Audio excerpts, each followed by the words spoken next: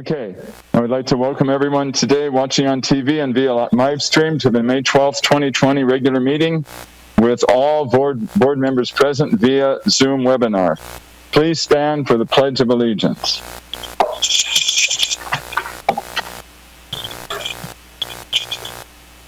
I pledge allegiance to the flag of the United States of America and to the republic for which it stands, one nation, under God, indivisible, with liberty and justice for all.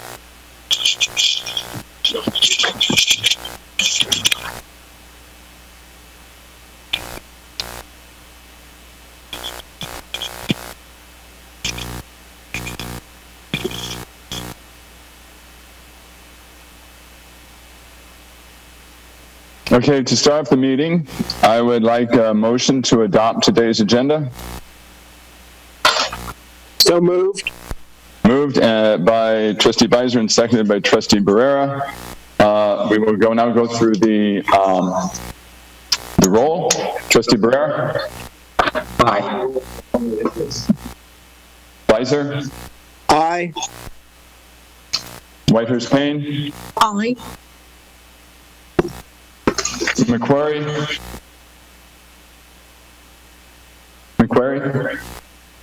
Okay, not available. And student board member Patterson? Aye. Okay. The first thing we need to do is to ask everyone to mute their mic. There is a technical difficulty of what was just fixed by someone muting their mic because it was echoing in my ear, everything I was saying. Okay, so now at least just remember to keep muted until it is actually time for you to speak. Okay, we had all of the board members voting, and is Trustee McQuarrie available? Okay, and Evans votes aye, so we have 4-0 on that particular vote. Okay, today's meeting of the Board of Education is a meeting that is conducted in public in compliance with the State of California and the City of San Diego directives for the public to remain at home during the coronavirus outbreak. The Board of Education accepted only written public testimony for this meeting, and it will be read out at the appropriate time. The thing we need to remember, and I will just reiterate this, that we are on an ongoing basis of improving our public meetings online, and so just to review the guidelines, for those who want to make public comments on an agenda item or non-agenda item, to please submit their statements via email to publictestimony@sandi.net, SANDI.net. And they will then be presented at the board meetings. They must be submitted by noon of the meeting day in writing, and the public comment will be limited to 250 words. And on each item for which speakers are speaking, there's a total of 10 minutes in support of an item and 10 minutes opposed. And so when the board action officer is reading items, he will set a timer for 10 minutes, and then they will be read in the order received. So we may not get to all of the public comment if it passes the time of the 10 minutes, which is the limit. Okay, and then obviously at the end of the meeting, we will have our non-agenda public testimony. Okay, so first of all, for reports on closed session, we have one thing to report, which was the change of the calendar of the evaluation of the superintendent, general counsel, and board action officer to be consistent with the plan we have made for teachers and other employees of the district, where we are focusing on dealing with the crisis rather than doing evaluations. We are postponing the evaluation date for the superintendent.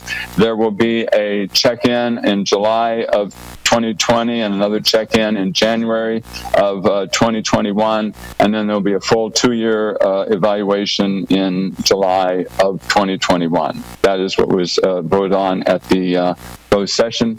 Now I believe there is a comment on closed session, Ms. Schultz? Yes, the comment actually pertains to D2 rather than D1, which I believe will be receiving at the end of the meeting.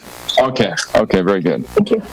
Okay, at this time, I'd like to ask the ASB student representatives to the board to introduce themselves. Please tell us about yourself, what's going academically and socially during this unusual situation of distance learning.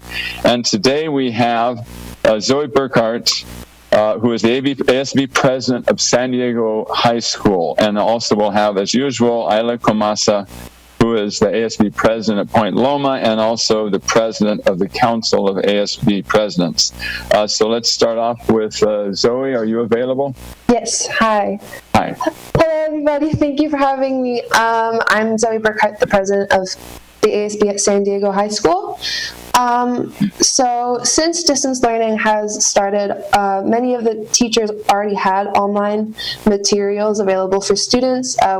We've always had good access to computers, so a lot of the teachers prefer going the non-paper route. Those who haven't or who didn't have online materials transitioned pretty smoothly.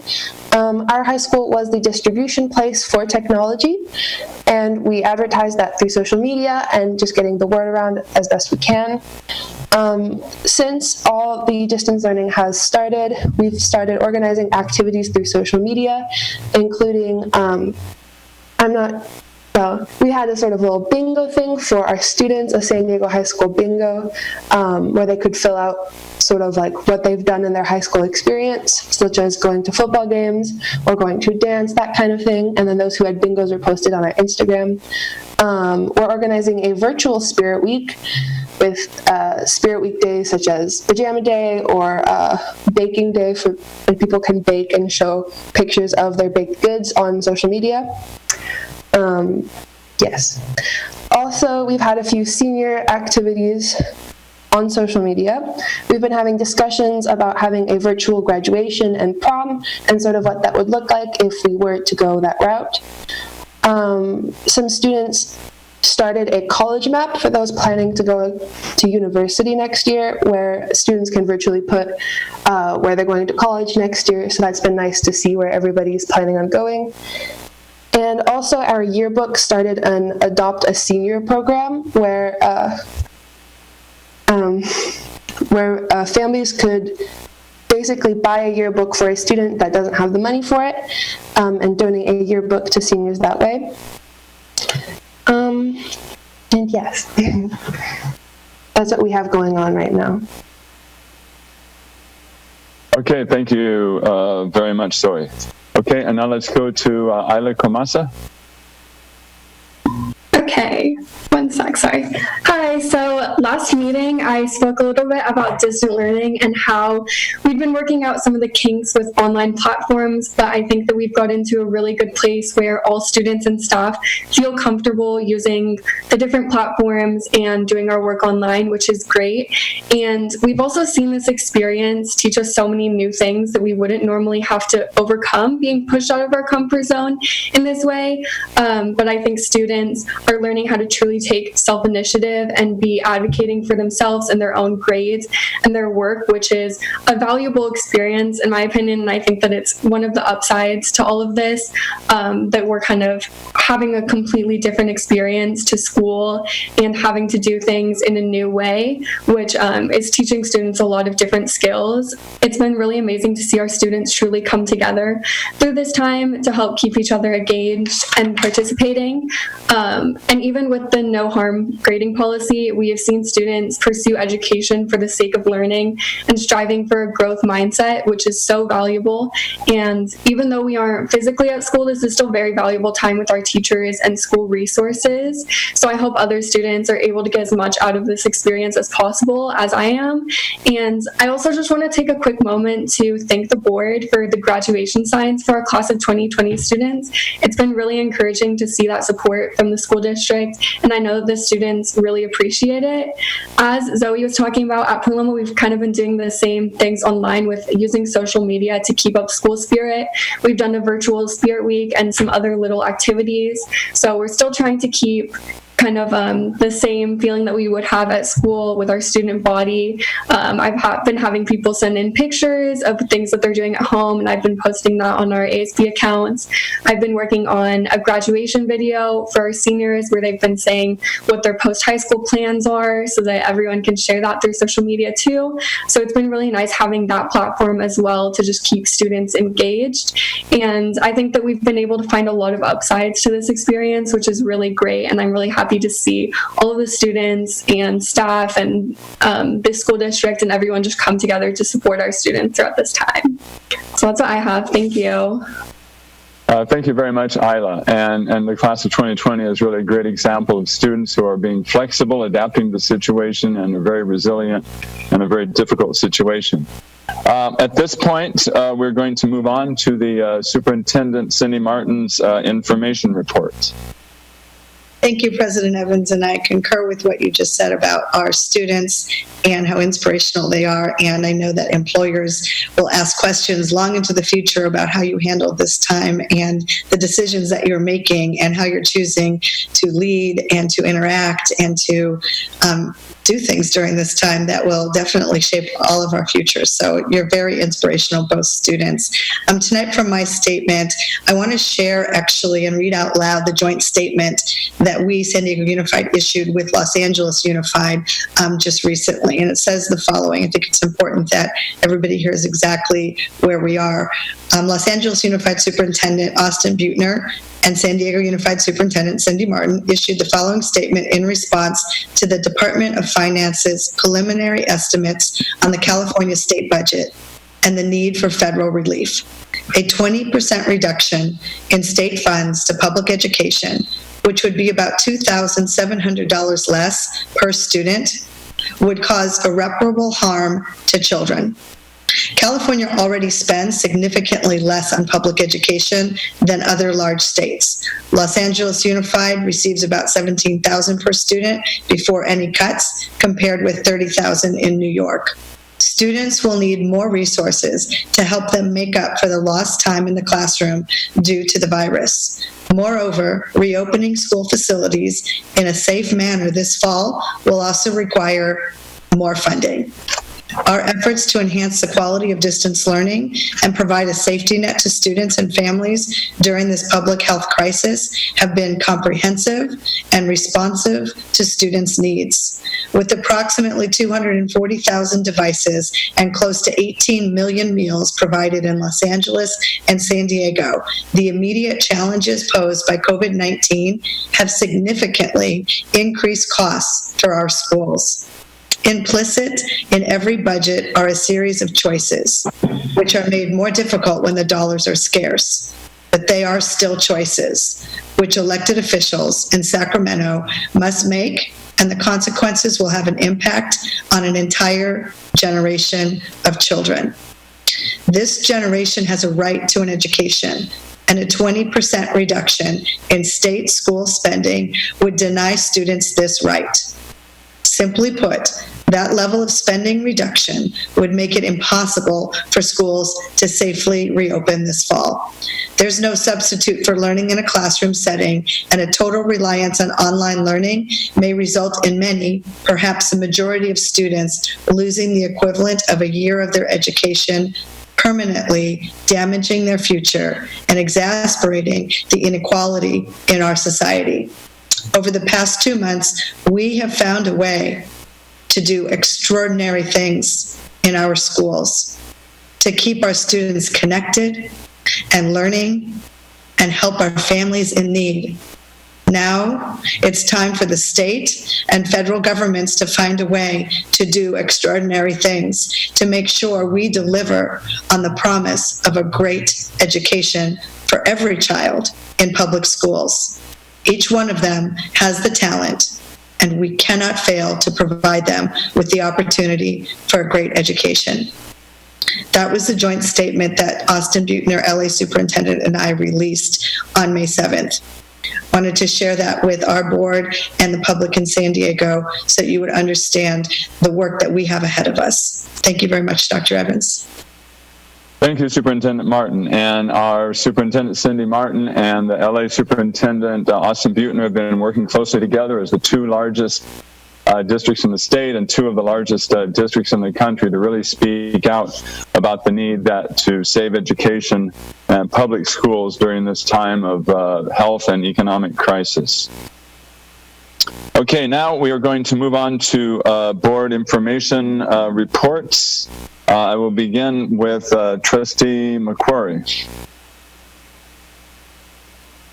And he's still maybe having technical difficulties. We're always asking everybody to keep their mics muted, and everybody's doing a really good job. We just have to remember to turn it back on. Find out. Or you can even you can press the space bar while you're speaking. That will work also. Go ahead, Trustee McQuarrie. So no report tonight. Okay, no report. And Trustee Beiser. Yeah, just a couple things real quick. Can you hear me? And is Trustee Beiser available? Yes. Okay, Trustee Beiser is coming in and out. Try again. Hello? Yeah. Dr. Evans, I can hear Trustee Beiser just fine. Trustee Beiser, I can hear you. Great. Okay, two things real quick. First of all, I'd like to just respond to a couple of emails I've received from parents about the early childhood education changes at Dingman Elementary School. There's updated information that the program will not be changing at Dingman next year. And then there's a lot more information about that that staff can answer your questions on. The second item is with regard to the Education Stabilization Fund and the E-rate program that's being considered in Washington, D.C. I've received a phone number, and I'd encourage anybody and everybody that wants to advocate for public education funding to please call 1-855-977-1770, and then you'll be connected to your member of Congress. You just have to put in your zip code. And just let them know that you support public education and that you support Education Stabilization Fund and the E-rate program. Thanks. That's all. Okay, thank you, Trustee Beiser. And Trustee Whitehurst-Payne. Thank you, Dr. Evans. I would just like to say thank you to all the parents, to the students, teachers, educators, to the community for all of your support during this time, because it's been tremendous how you've all responded. When I read the article about the note from the superintendent that we served more than 1 million meals, we're now feeding children breakfast, lunch, and dinner. And also, we've given out more than 52,000 devices for students. One of the factors is the fact that parents really are the first teachers, and students are now being taught by their parents in one sense, and the teachers are helping to guide this process. So I want to say thank you to parents or guardians, to grandparents, or whoever's assuming that role with the children.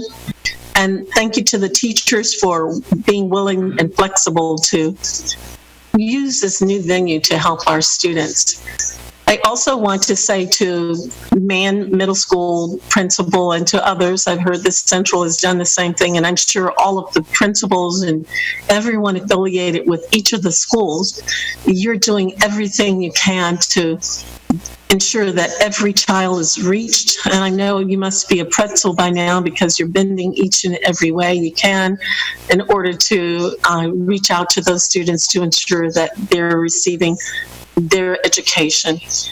And I want everybody, even the citizens, to help us to stay in there. We're going to make a difference. Again, my mantra is the glass is half full and not half empty. We're moving in a different direction, and thank you for hanging in there with us. Thank you, Dr. Evans. Okay, thank you. Thank you, Trustee Whitehurst-Payne. And now Vice President Barrera. Yeah, thank you, President Evans. I would just echo the remarks of Trustee Whitehurst-Payne, and I appreciated in your comments you talked about how we're all pulling together and that's making the difference. And I would say the example that Zoe gave of what the students are doing, rallying around each other and making sure that every student can get a yearbook, that's that's a small example of what we're doing as an entire community, but it's an incredibly important example because it shows the best of us. It shows what we're able to do as a community to support each other through this, and that's how we're going to get through it. And so that's the best of San Diego Unified right there. And so thank you, Zoe, for what you and the students at San Diego High are doing for each other. Thank you, Richard. And I would just echo the comments that we certainly appreciate all the great work by the students and teachers and families during this difficult time, but we've seen a lot of strength come out of this. And I know we get a lot of emails and questions from people about what happens next. Are the schools going to open in the fall and all that type of thing? We definitely will have a first day of school in the fall. We don't know exactly. We're doing the planning right now and checking with health officials and everybody else to figure out exactly what that will look like, but we will be having a school year next year. So we'll move on from this now to our student board member, Zachary Patterson. Thank you, Board President Evans. So I just want to echo the remarks of all of the other board trustees and saying a big thank you, especially to our teachers, as we just celebrated Teacher Appreciation Week. I think that your work has been tremendous, and what you have had to do in the past few months to transition the classroom to online has been anything but easy. And what I've seen is immense dedication to making sure that students are continuing to learn despite all barriers in the way. With that said, I will say that as a student, I do find it difficult to create a learning environment to where I can be spending long periods of time focusing on things. I've been trying to use different pieces of advice and tips, but I do think it's important to recognize that it won't be the same. And just as Superintendent Martin said, I'm not going to be getting the same education. And it's important for me to recognize that and for the community as a whole to recognize that in knowing what's going to happen when we move forward and we see those state tests in the future, but most importantly, when we see youth looking to read, looking to do math next year, and recognizing that it will be a little bit different. And that's okay because everyone is in the same boat, and we're going to work to make sure that we're catching every single student up. The second thing I want to mention is, on a more positive note, I had the privilege to attend the mental health the wellness council for the district, and it was an absolute pleasure to work with so many different stakeholders across the district on recognizing the issues of mental health, and especially recognizing the issues we currently face during the COVID crisis. I can't echo enough to students and to families as a whole that there are resources out there to support all of you during this difficult time. So many people are there to support you, to help you, and to ensure that you feel prepared during this crisis. And I want you to know that the district is there to help all students and the community as a whole. Finally, I want to echo what both Trustee Barrera and Trustee Beiser stated about federal funding.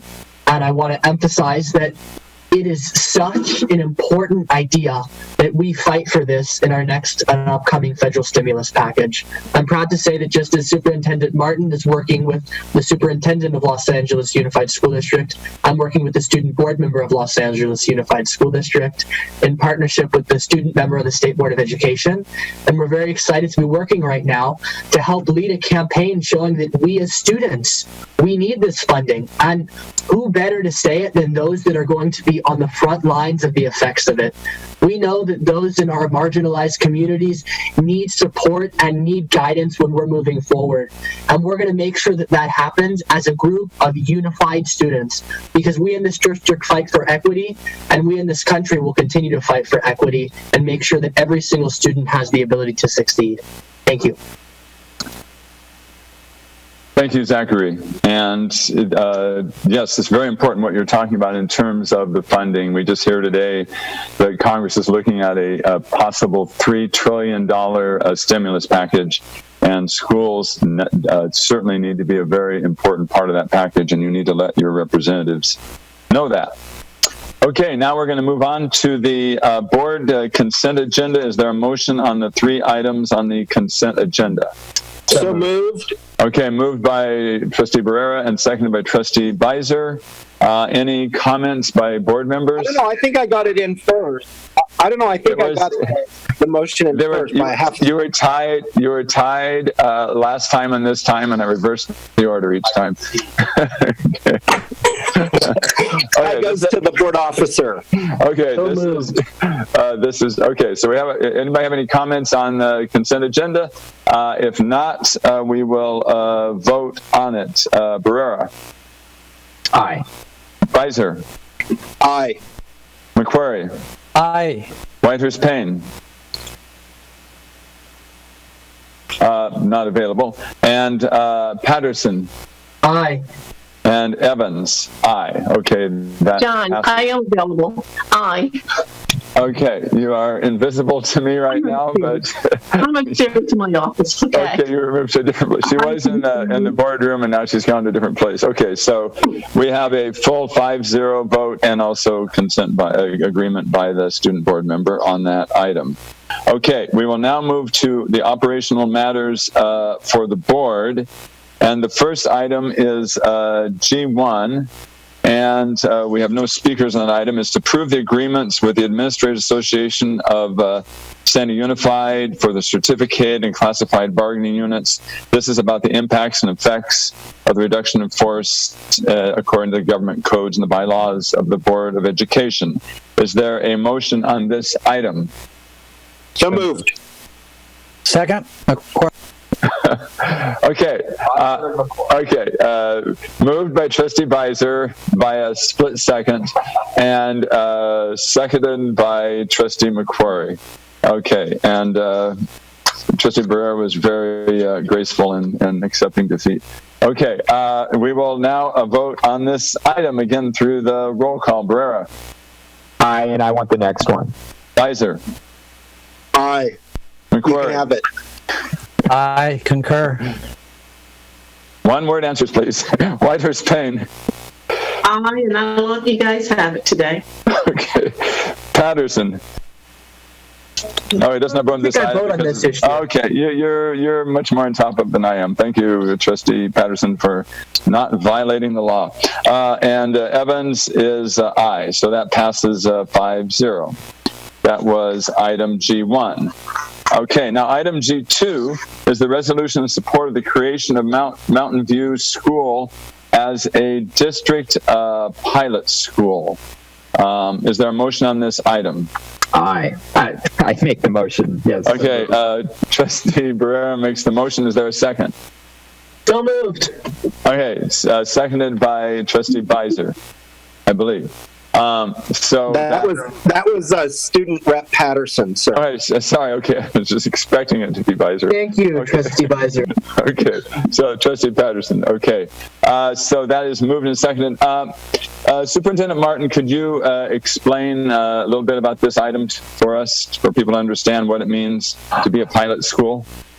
Yes, President Evans. I'd just like to say a few words about this about the Mountain View community.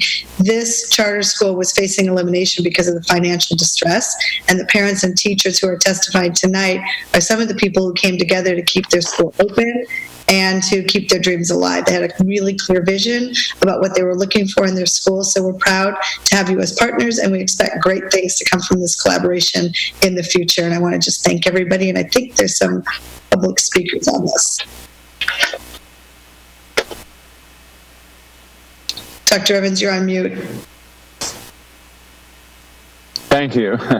Technical difficulties here. We have several public speakers on this item, and so I'll ask the Board Action Officer to set the 10-minute clock, and they will be read in the order received, and up to the point that we can during the 10 minutes. I think it is notable that all of them are expressing their support for approval of Mountain View School as a district pilot school.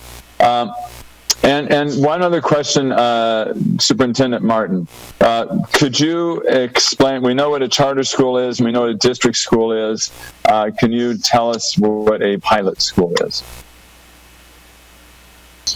Oh, yes. Thank you, Dr. Evans. This pilot school was SDEA met and approved in late April, the idea of a pilot school, which is something that's language in the SDEA contract, and to go into a pilot and have us negotiate and look at what this pilot might look like. It's something we haven't done before, or at least in recent memory. And so it's allowing us to envision the vision of the school based on what the stakeholders have looked for and what they're interested in. And under the pilot language of the SDEA contract, we'll be implementing this. Okay. Thank you very much. It gives a school an opportunity to innovate, and what that innovation will look like in this context based on what the community is asking for. It's a really great partnership. Right. So it's an opportunity to innovate within the structure of the district. Okay. Let's see here. Okay. Now let's go to the public comments. Ms. Stoltz, please. Yes, we have 8 speakers on this item, all in favor, so I will start the timer. The first speaker is Alicia R. I am both a parent and an educator at the Mountain View School for 3 years now. We love this school and community. There are so many dedicated teachers and parents. My favorite part is the cooperation between teachers and parents to give kids the best possible education. Please vote in approval of this unique pilot program. The next statement is from Gray Hack.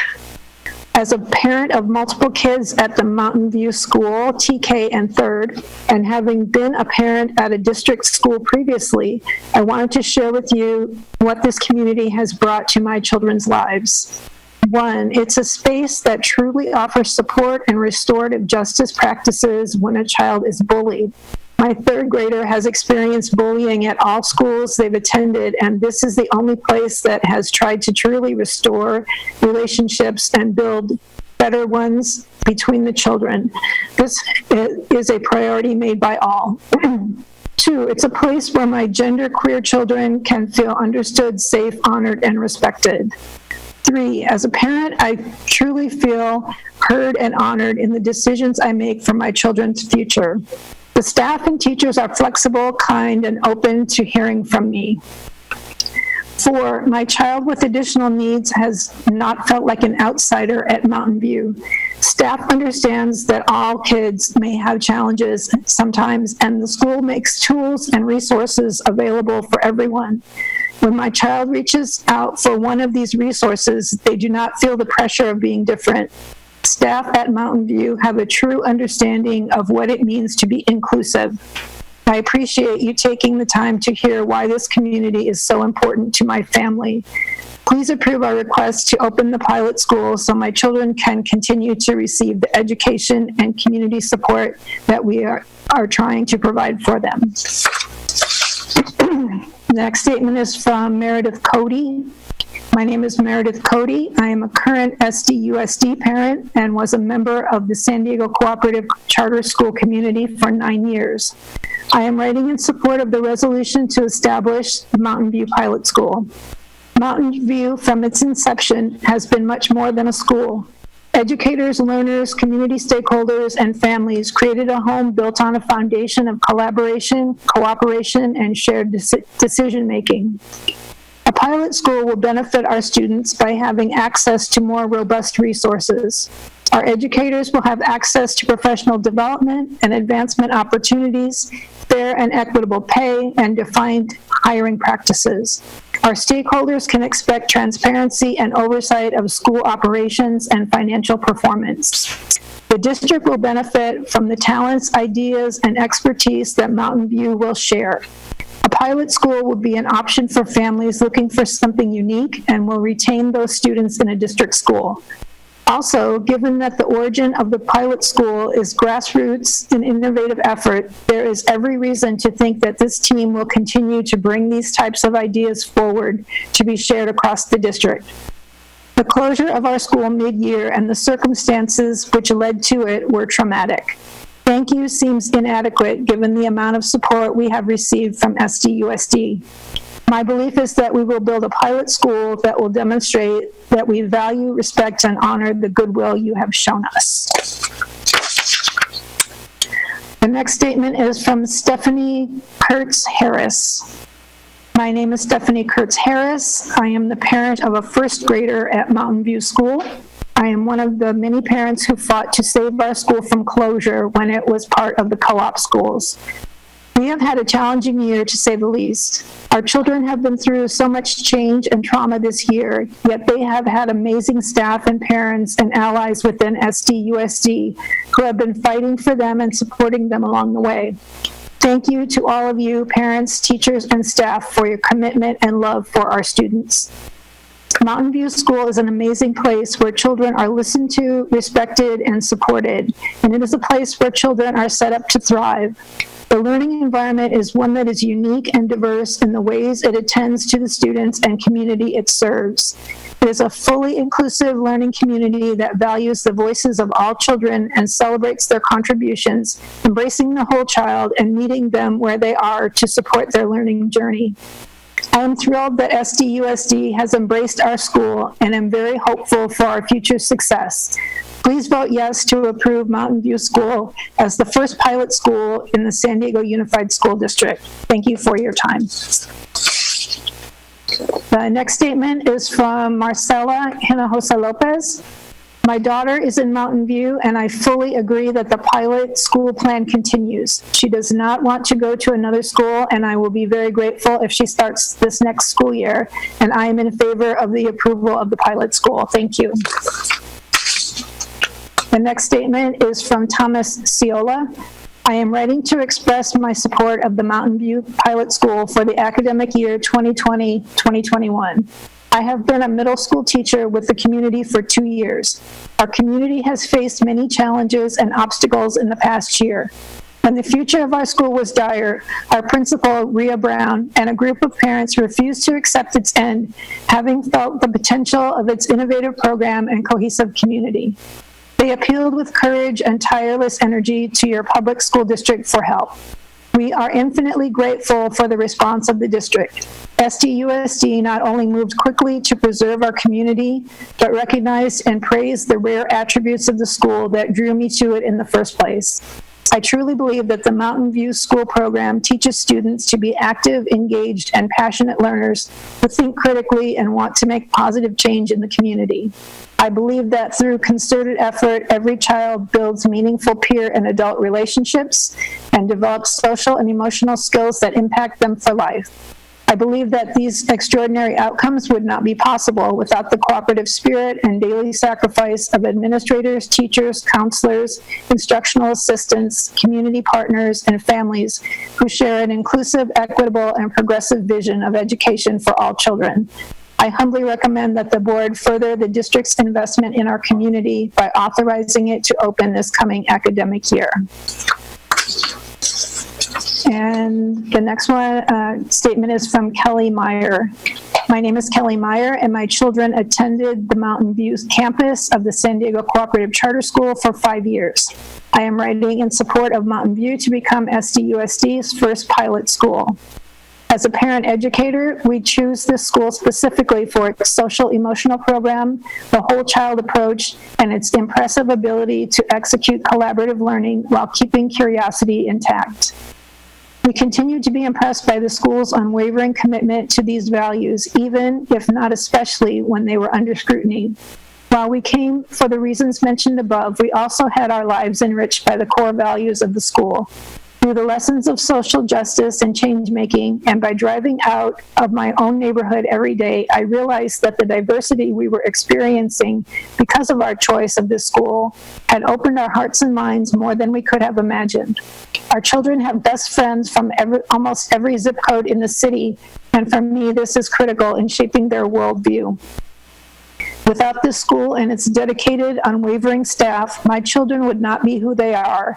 I would not be who I am. And for that, I write to you today, thanking you for appreciating them and giving us the amazing chance to continue to make an impact in the world.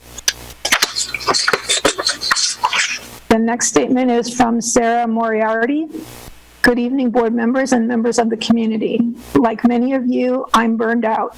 So I was tempted to leave tonight's commenting to the other parents and stakeholders.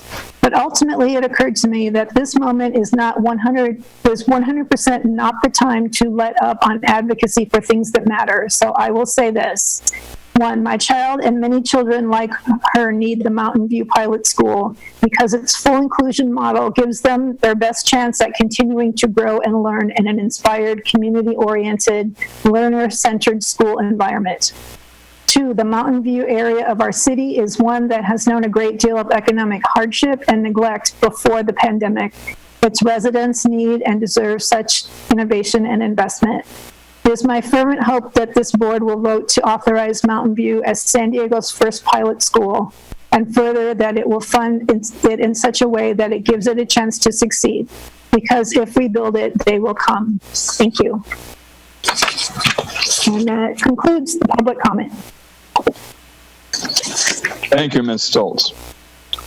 Okay, now at this point, for board member comments on this item, we will start with Vice President Barrera. Yeah, thank you, President Evans.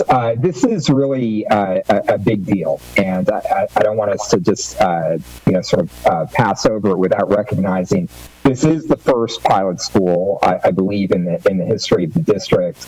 But I think what's more important than just sort of the label of a pilot school, this is a school community that has such a deep set of core values, and those core values you heard come through in all of the comments: inclusivity, respect, social justice, social emotional support, a sense of community. That when the school community was threatened with closure, a group of people, the staff, the parents, the students stood up and said, we're not ready to end what we believe in. And they needed a home, and they found a home in a district that shares your values. Your core values are, in fact, the core values of this district. And that's why I think, our conversations together were positive from the beginning, because we recognize in the values that the school believes in, the values that we share throughout this district. And you found a partner in the teachers union and the San Diego Education Association that also shares your core values and was willing to try something, take a risk, and make something happen. So this is really an incredible story of a school community that wouldn't give up, and because of its commitment to its core values, has moved something forward that we think is going to not only be powerful in the Mountain View community, but is also going to help influence our entire district. And I just finally want to thank Principal Juan Romo and the staff at the neighboring school, Emerson, that as the school has gone through its transition, as Mountain View has gone through its transition, it's found a real support base in the community at Emerson as well. So it's a big success story for everybody who believes that what a school is more than just a building and a set of lesson plans, that it's really a community that can lift up values and create a generation of young people that are shaped by those values. Congratulations, Mountain View. Okay, thank you, Vice President Barrera. And are there any board members who have any comments or questions on this item? Dr. Whitehurst-Payne. First of all, I believe Dr. Richard and I visited the school. Yes, we did. Okay. But I don't remember whether O'Farrell started out as a pilot school, because this term pilot is kind of different. But I think what's unique about this is the fact that this is a school that was part of a charter school. And they couldn't make it in that sense. And the district was willing, with the union, the teachers union, to embrace their unique desires. And it came together for the parents. I mean, there were a lot of parents at that meeting, as I recall. Was it back in December? Seems like a lifetime ago now. But anyway, we're willing to embrace it. The teachers were willing to embrace it. The administrators, it just came together. So rather than having schools going from regular ed or traditional ed to charters, we also get it going back and forth. So some schools want to transition back, and we need the flexibility on both sides, on the district side as well as on the charter side, to go either way. And I think in this case, hopefully it's a win-win, because the parents really wanted to stick with that model. So I support this. Thank you, Dr. Whitehurst-Payne. Any comments or questions by other board members? Okay, I'll just say that, I mean, in the district, we're always looking for ways to more fully involve parents in the schools. And this is an example of a school where the parents already were very involved and were very committed, and were really a community, a school community and an educational community, and just a community of people. And so to incorporate them back into the district is a really great opportunity. And just as the name implies, as a pilot, hopefully there will be a lot of lessons we can learn from this school that we will be able to, put into practice at many of our other our neighborhood schools. So at this point, we will vote on this item for the motion that has been presented, so that it is approved as a pilot school. Barrera? Aye. Beiser? Aye. McQuarrie? Aye. Whitehurst-Payne? Aye. And let me ask a question. Is the student board member going to vote on this? Okay. Yeah. I will vote aye. And board member Patterson, I'm supposed to ask you before everybody else, but I'm asking you at the end. Aye. How do you vote? Aye. Okay, so that passes 5-0 by the board members and also by the student board member. And again, I forgot the protocol that I'm supposed to first, according to our bylaws, get the vote of the student board member and then of the other trustees. So I'll try to do that in the future. Okay, now we're going to move on to the next item G3. And before, I'm going to ask for a little forbearance on this in terms of before we take a motion on this. I think we need a little explanation of the situation. The action item, it says student recommendations for alternative graduation and related events.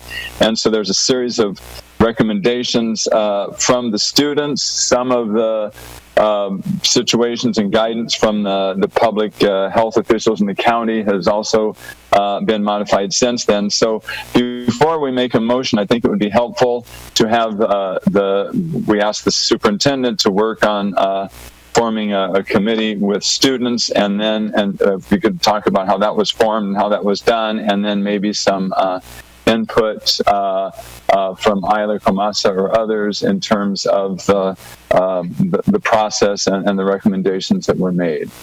Sure. Thank you, Dr. Evans. So I recall on April 14th, you asked if you approved an action asking that I would form a student committee in consideration of the COVID-19 precautions and work with staff and students to explore what the alternative options for the June 2020 graduation ceremonies would be. And then you wanted us to have those students that considered those options to submit them to the board for consideration on May 1st. And so I have to say a very heartfelt thank you and deep respect for Isla and the work that she did leading this.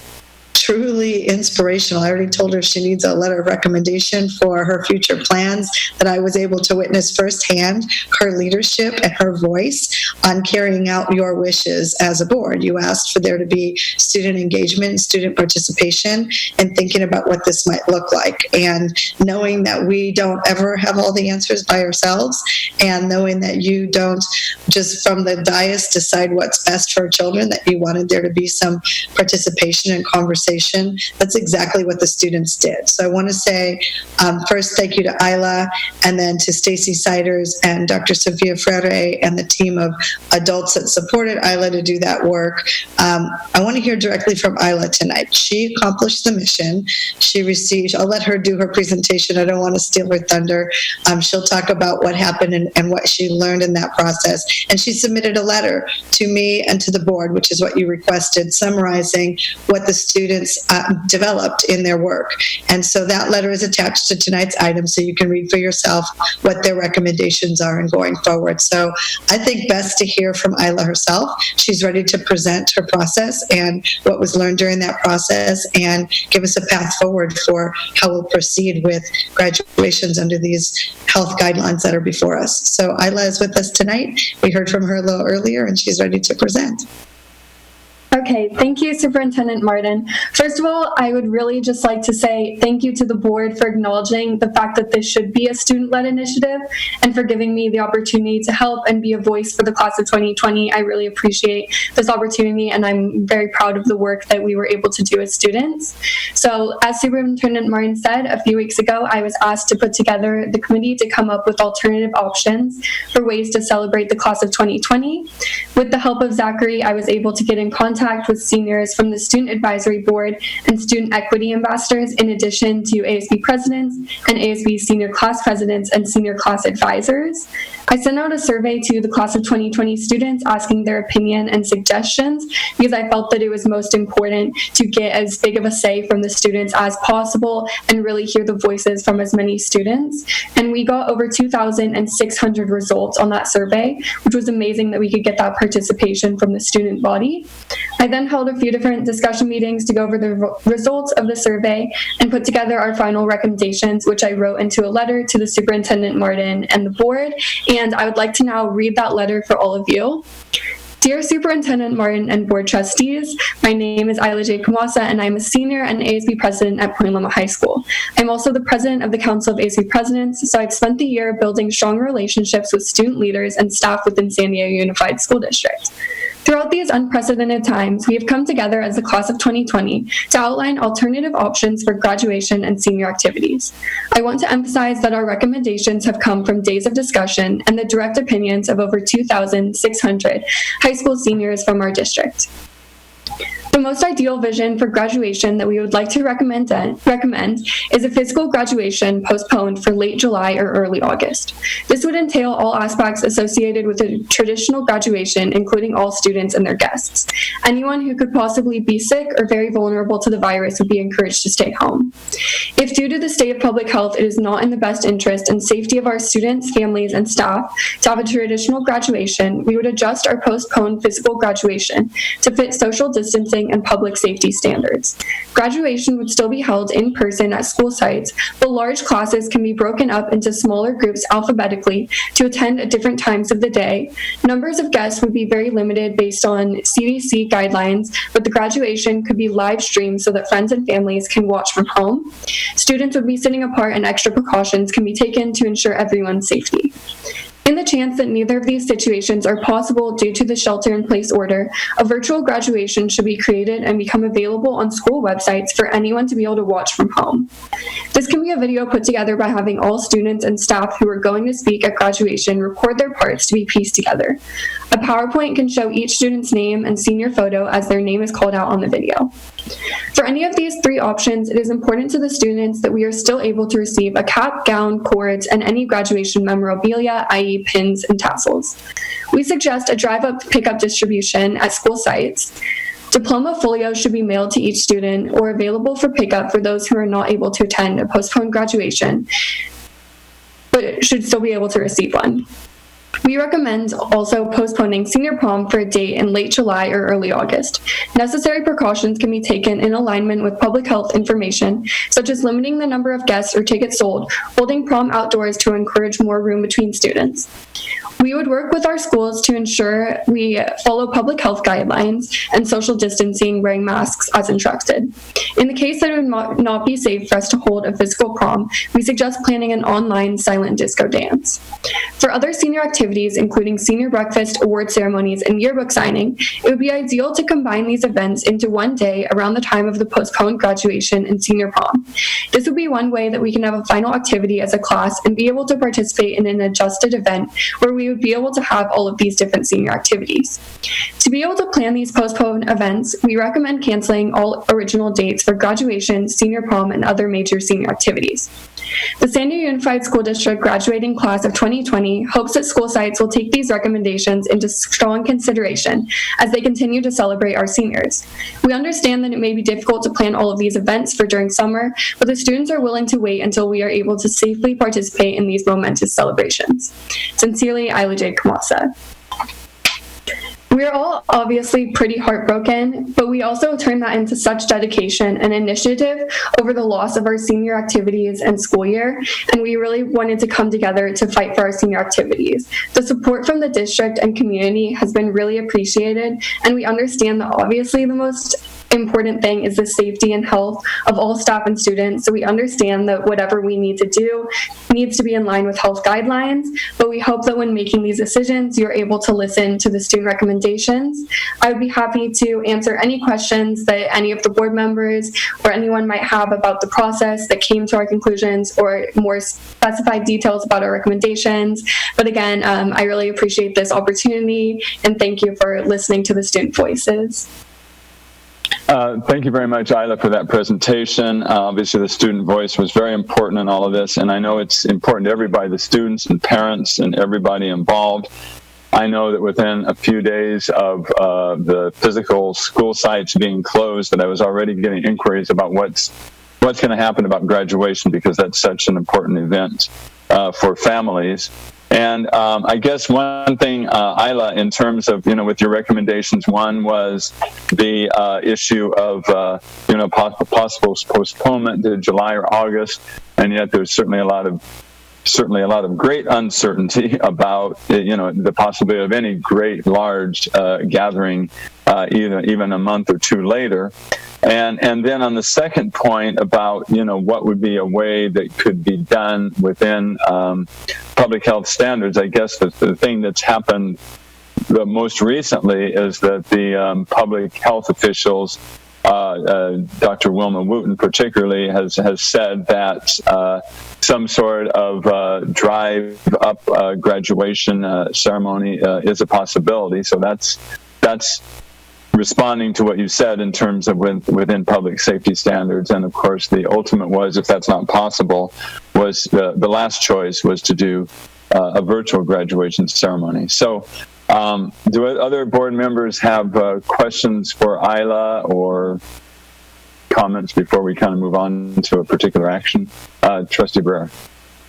Yeah, thank you, Isla and Zach and everybody who worked so hard on this process. I wanted to just pick up a question, Isla, that President Evans raised. So, if it's unlikely, or at this point, if it's unclear, certainly, that even by July or August we could do some sort of in-person graduation, would you favor canceling the graduation dates in June, or would you favor doing something in June and then leaving, the option open of doing something in July or August if it was safe to do that?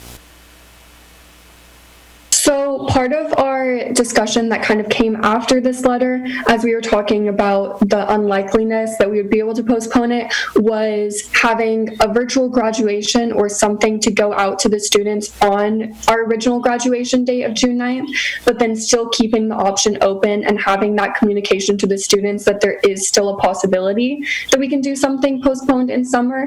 And if we could possibly do both, that just keeping that hope that, we're still trying to work to do something else, but we still are celebrating our seniors on their original graduation date with some sort of video. Maybe it's not a complete virtual graduation, and then there can be a complete virtual graduation in later summer if we're not able to do the postponed event, but having something to go out to the students on that day.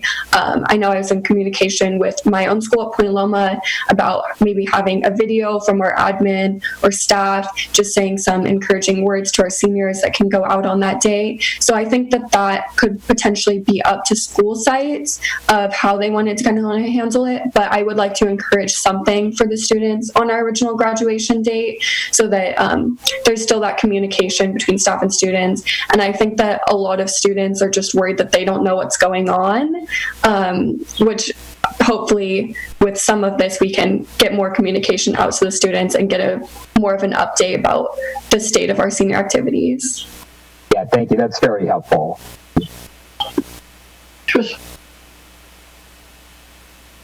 Dr. Whitehurst Payne is trying to say something. And John, you're silenced. I called on you, but I called on you through the mute button. I was co-facilitating for you tonight. Thank you. Yeah. I just want to say that I'm glad to hear that they'd like to do something for an option now if they can't have physical. One of my questions, you said you surveyed over 2,600 students. Were any of them concerned about going away to college or to university and not being able to participate in August? If you decided to do that, they'd have to do it virtually then anyway. So, and just on your survey data, when you checked in with other students, did anybody raise anything about that?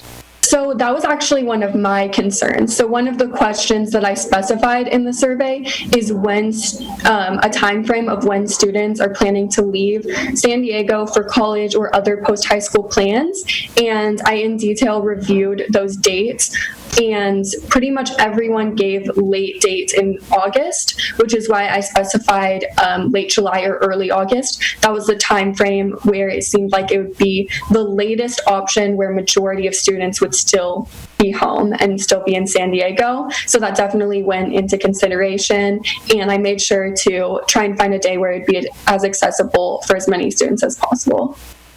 Well, I recommend you as a researcher because you did a good job with looking out for that factor. Thank you. I appreciate that. Dr. Evans. Yes, Trustee Patterson. Well, first of all, thank you so much, Isla. I've seen you work so diligently the past few weeks. Just a cool little tidbit of information. She actually reviewed over 1,000 surveys within a span of, I believe, like one night. It was insane because she was working so hard to meet that May 1st deadline. So very, very impressive work. My big question was how would you imagine caps and gowns and how that would work? Would you see it having them at both your virtual and the other graduation? Would you prefer one or the other? What do you think is our best way to go about that? Since I know a concern that when I've been talking to seniors was discussing when and how will we get our caps and gowns, and what does that consist of if we're having two graduations? Yes, so I found it important to specify that no matter what the situation is with graduation, that students are still able to receive a cap and gown and their other memorabilia, because even if we have to stay home and it's only a virtual graduation, students would still be able to take pictures in their cap and gown with their families or in their backyards or whatever their own situation is, but they can still have that memory of having a picture wearing their graduation cap and gown or just having it. So I was in communication with a couple of the companies that we work with for caps and gowns, and they were saying that they would be able to still work with the rentals for students who are planning to not buy a cap and gown, that we would still be able to give those out to students as rentals and have them returned when you get your diploma. But basically, everyone's been really helpful in working out how we can figure that out for students. But yes, I think it would be important to have caps and gowns available no matter what the situation is for graduation. Thank you. And I guess, Isla, I just wanted to ask you, because of some information that's come out from other districts based on the county guidance about, and I don't know the details about it, but some type of drive-up graduation where they would be able to come up in cars and get out as each one passed by and get their diploma and so forth, and live stream at the same time. Are you aware what other districts are doing, or do you have any information about that? Because I know there's going to be a lot of comparison at some point between what San Diego Unified allows and what other districts are doing in the county. Yes, I've been doing a lot of research between different school districts and also college graduations and seeing different ways that it's been handled. There has been the discussion for how the social distancing type of in-person graduation would work, and if it would be accessible for doing a drive-up type of graduation. I know that it's been a concern that not all students have a car or have a way that they would be able to get to school, or where that would take place, or if the school sites don't have big enough parking lots to do things like that. So I just found it really important to try and make whatever our decision is as accessible to as many students as possible. And also in my survey with the students, they found it more important to be at our school sites instead of somewhere else or in a just large parking lot somewhere where you could do the drive-up graduation, because that's something that's very memorable, is being at your own school and having that final event. Obviously, we're having to do so many different things to make this work for everyone, so if we can't have all of those details, the students understand, but I just want to make sure that it is as accessible to as many students as possible. And I know that there are so many students who take the bus to school or don't have a family car that they would be able to do that in. Right, I think that's really important to consider in terms of accessibility. However, I do know that, for example, students that are bused, when they have graduations, we don't have buses going, regular graduations, they don't have buses going to graduation, and they are able to find a way there. For our distribution of lunches and computers, we also have ways, we have drive-through situations, but there are people able to go there without a car as well. So I guess I'm just wondering what you think and I know you also said that there's the sentiment about it being at the school site as opposed to some other random large place. But I'm just wondering what do you think I'm just trying to understand, what do you think the appetite would be for that type of a graduation, which would be drive up somehow related to the school, whether close together or spread out?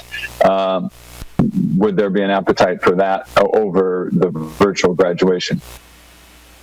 Yes, I think that students would definitely prefer taking extra precautions, like you said, to fit public safety standards, but still be in person. But I think that instead of a drive-up, I think that students, from my discussions, would definitely prefer being just separated and limiting the number of guests, but live streaming it, but still be maybe at our fields or school sites or wherever the graduation would normally be, instead of everyone kind of isolated in their cars.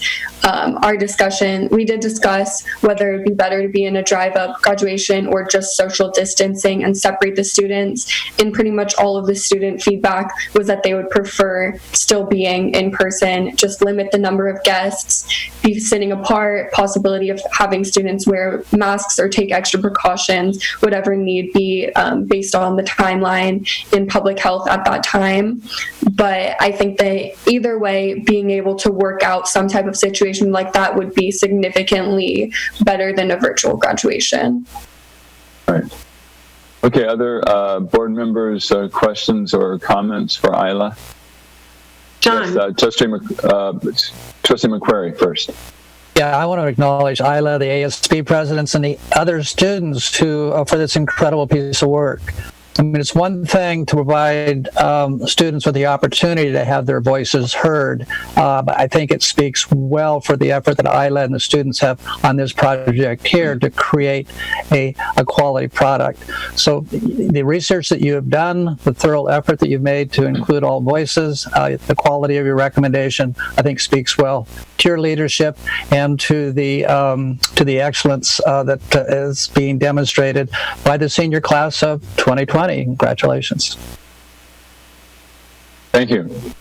And Dr. Whitehurst-Payne, you wanted to make a comment? I just wanted to say that I think the students are telling us what they want. Not what we want, but what they want. Right. And their preference is not to do a drive-by or drive-up or whatever. They don't want that. So let's listen to them, okay? Right. Right, and part of the reason, that I'm making these comments is because the Isla listed in her letter different possibilities, and the way that the motion was set up to accept the recommendations, but there isn't a specific recommendation. There's different contingencies, and so that's what we have to sort of address.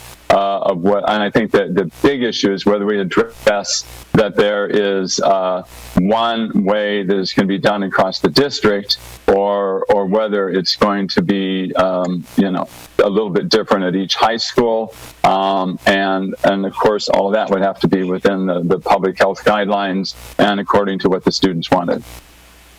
They want to do what they want to do. Let them do it. Flexibility here.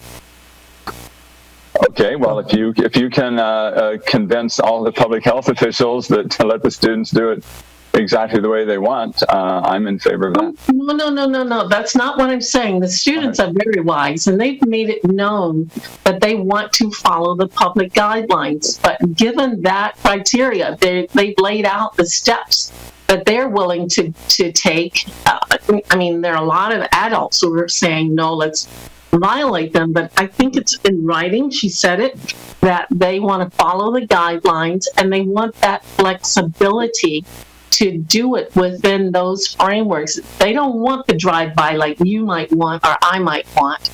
They want to do it the way they want to do it within the guidelines. They're willing to have just a virtual one now, but they still want to have, if they're allowed to, they still want to do something in late July, early August.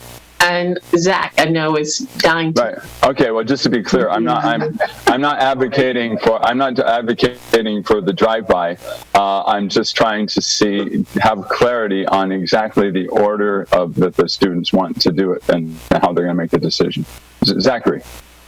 Well, what an advocate of students you're all being. Thank you so much. It makes me so excited to be on the board at this period of time.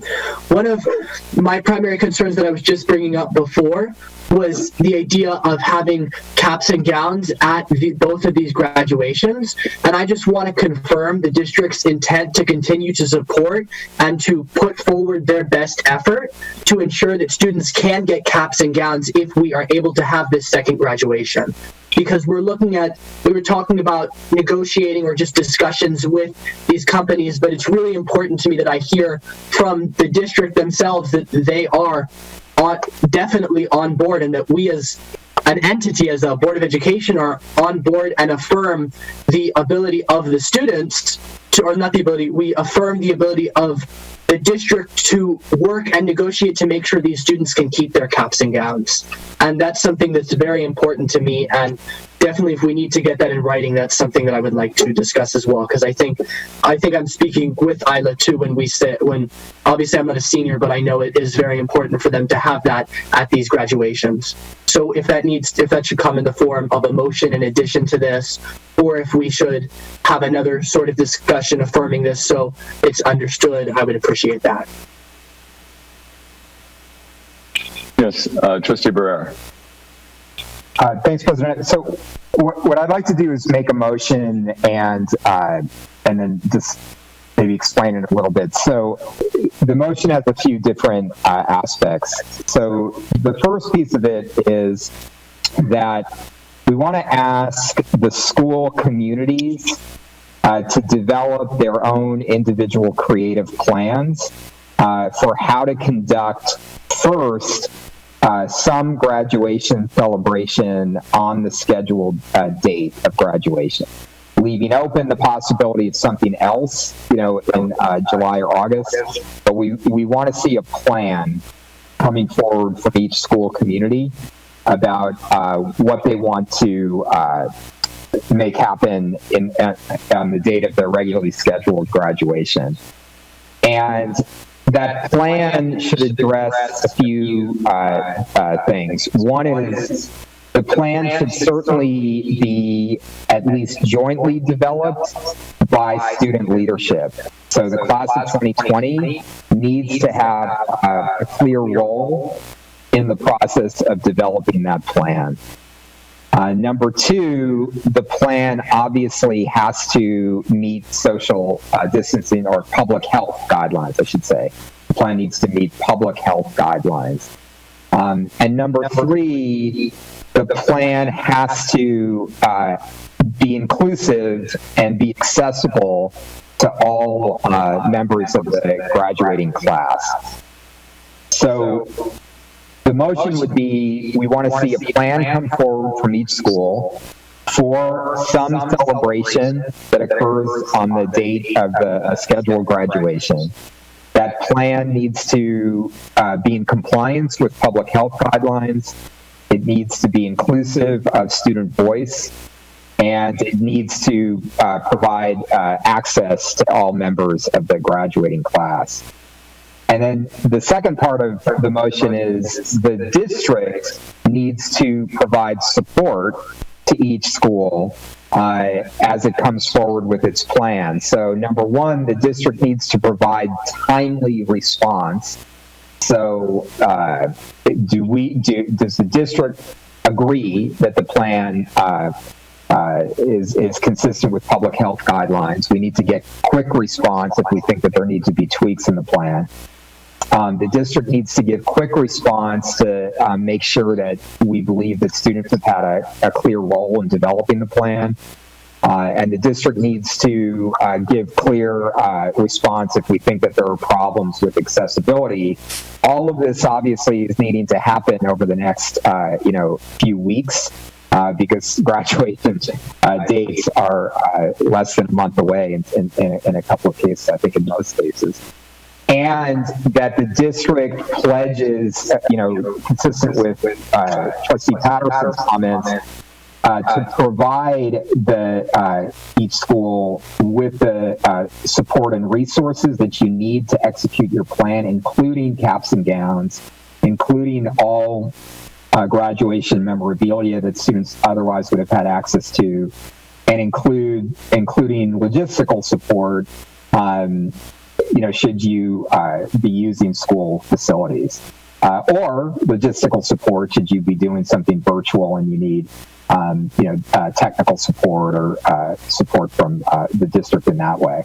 So the district has responsibilities back to the school communities too: timely response, making sure that the students have full access to caps and gowns and everything else that they would have had, and all forms of logistical or technical support. That's a long motion. I don't know if Marty, you've got that. You do. Okay, but that's my motion. Okay.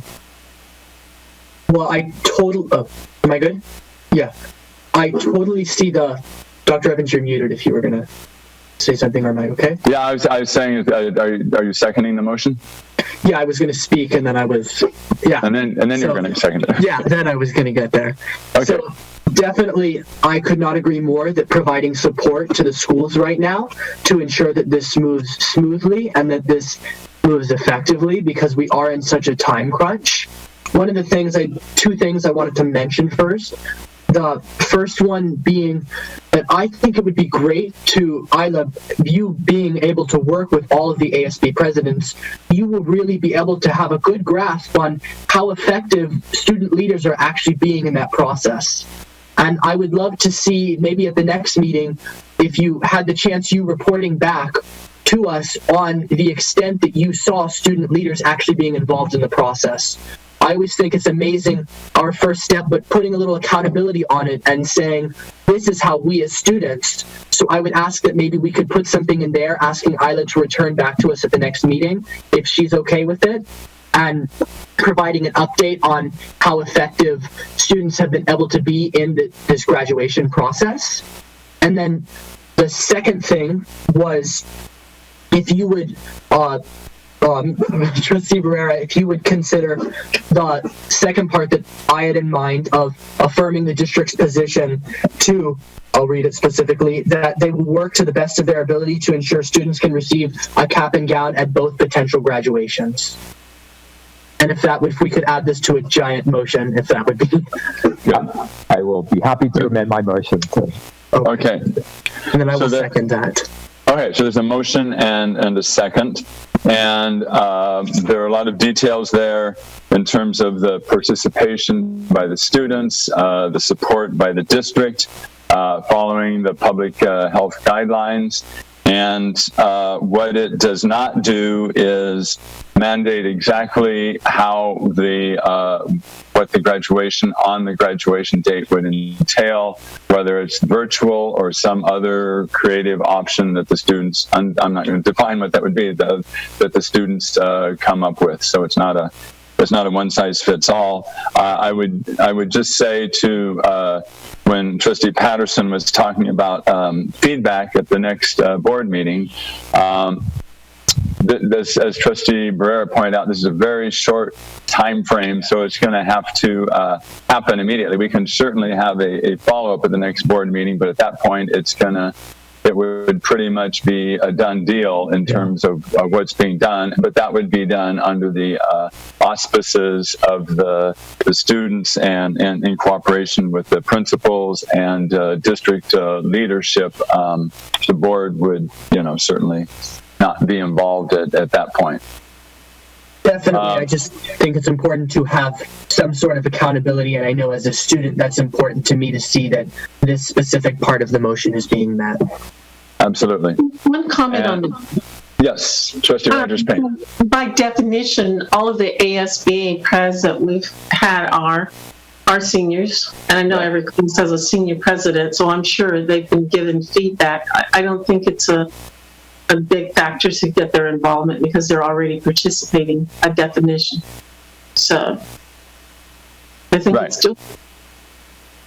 Right, and we've certainly seen the involvement up to this point in terms of all the work they did in a survey of 2,600 students and coming up with the plan that they did at this point. Other board comments? Yeah, I was wondering, was it ever considered that perhaps they do a virtual graduation now and then not this summer, but next summer have an actual graduation as an option if things aren't open up this summer? We'll let Isla respond to that. Yeah, so that was in part of our discussion. Based on the survey results, not a whole lot of students were interested in that, but I think that it's something that we can revisit based on how things go this summer.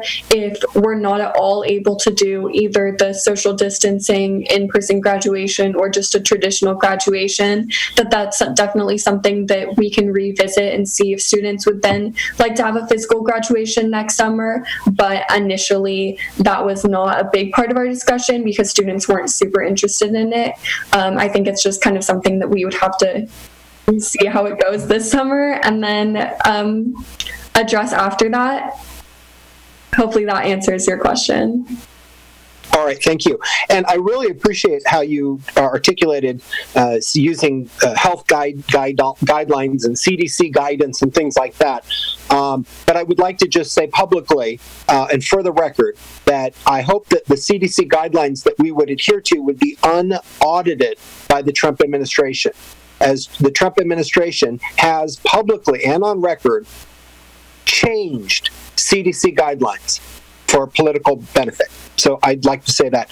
The last point that I would like to make is with regard to the idea, if we do go forward with live graduations in this July or August, for whatever reason, I would hope that we would allow employees to the option of not participating if they don't feel comfortable to do so. Some of them may be in protected or very sensitive health conditions, and we wouldn't want them to have to reveal their private health records, but we still would like to make that be a voluntary kind of thing for the staffing needs of that graduation if they're in person.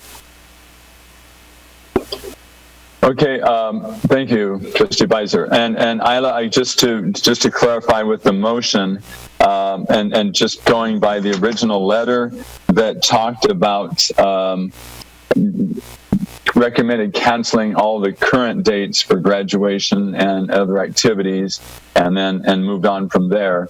What is your response to the idea of not doing a postponement at all, but doing it on the original graduation date? I think you spoke to that, but I just pointed that out because of what the letter said. So the reason that I specified recommending canceling original dates, that was mostly for senior prom and other major senior activities, because if we go ahead and cancel those dates, at least on the ASB side, it's obviously a lot easier to plan the potential for a postponed event if we can go ahead and get those deposits back on our prom venues and different events like that. It just makes it a lot easier on our sides, and it makes us save as many funds and resources that we can possibly have so that we have more options for postponing those events. So that was the reason for specifying that, and I still think that we should recommend postponing original dates for senior activities because on an ASB side, again, it makes it a lot easier for us. But I do think that it would be great to have something on June 9th, the original graduation date, something go out to the students. Like you said, I think it was great that that's a little bit vague and up to the school sites, but in communication between staff and principals and students at each school site to decide for themselves what that should be on June 9th, whether it is a full virtual graduation or just something to go out to the students, maybe some of the speeches that were supposed to happen on graduation recorded and go out to the students, just maybe something on that day to remind students that this is such an amazing event to celebrate and that we're so proud of all of our class of 2020 seniors for all their accomplishments and for graduating, but that we still have a lot of hope to be able to do something else and do an in-person graduation, and we're still working on that process. But as June 9th is quickly approaching, it would be great to have something on that day just to remind us that it's still an amazing day for us and still something to celebrate.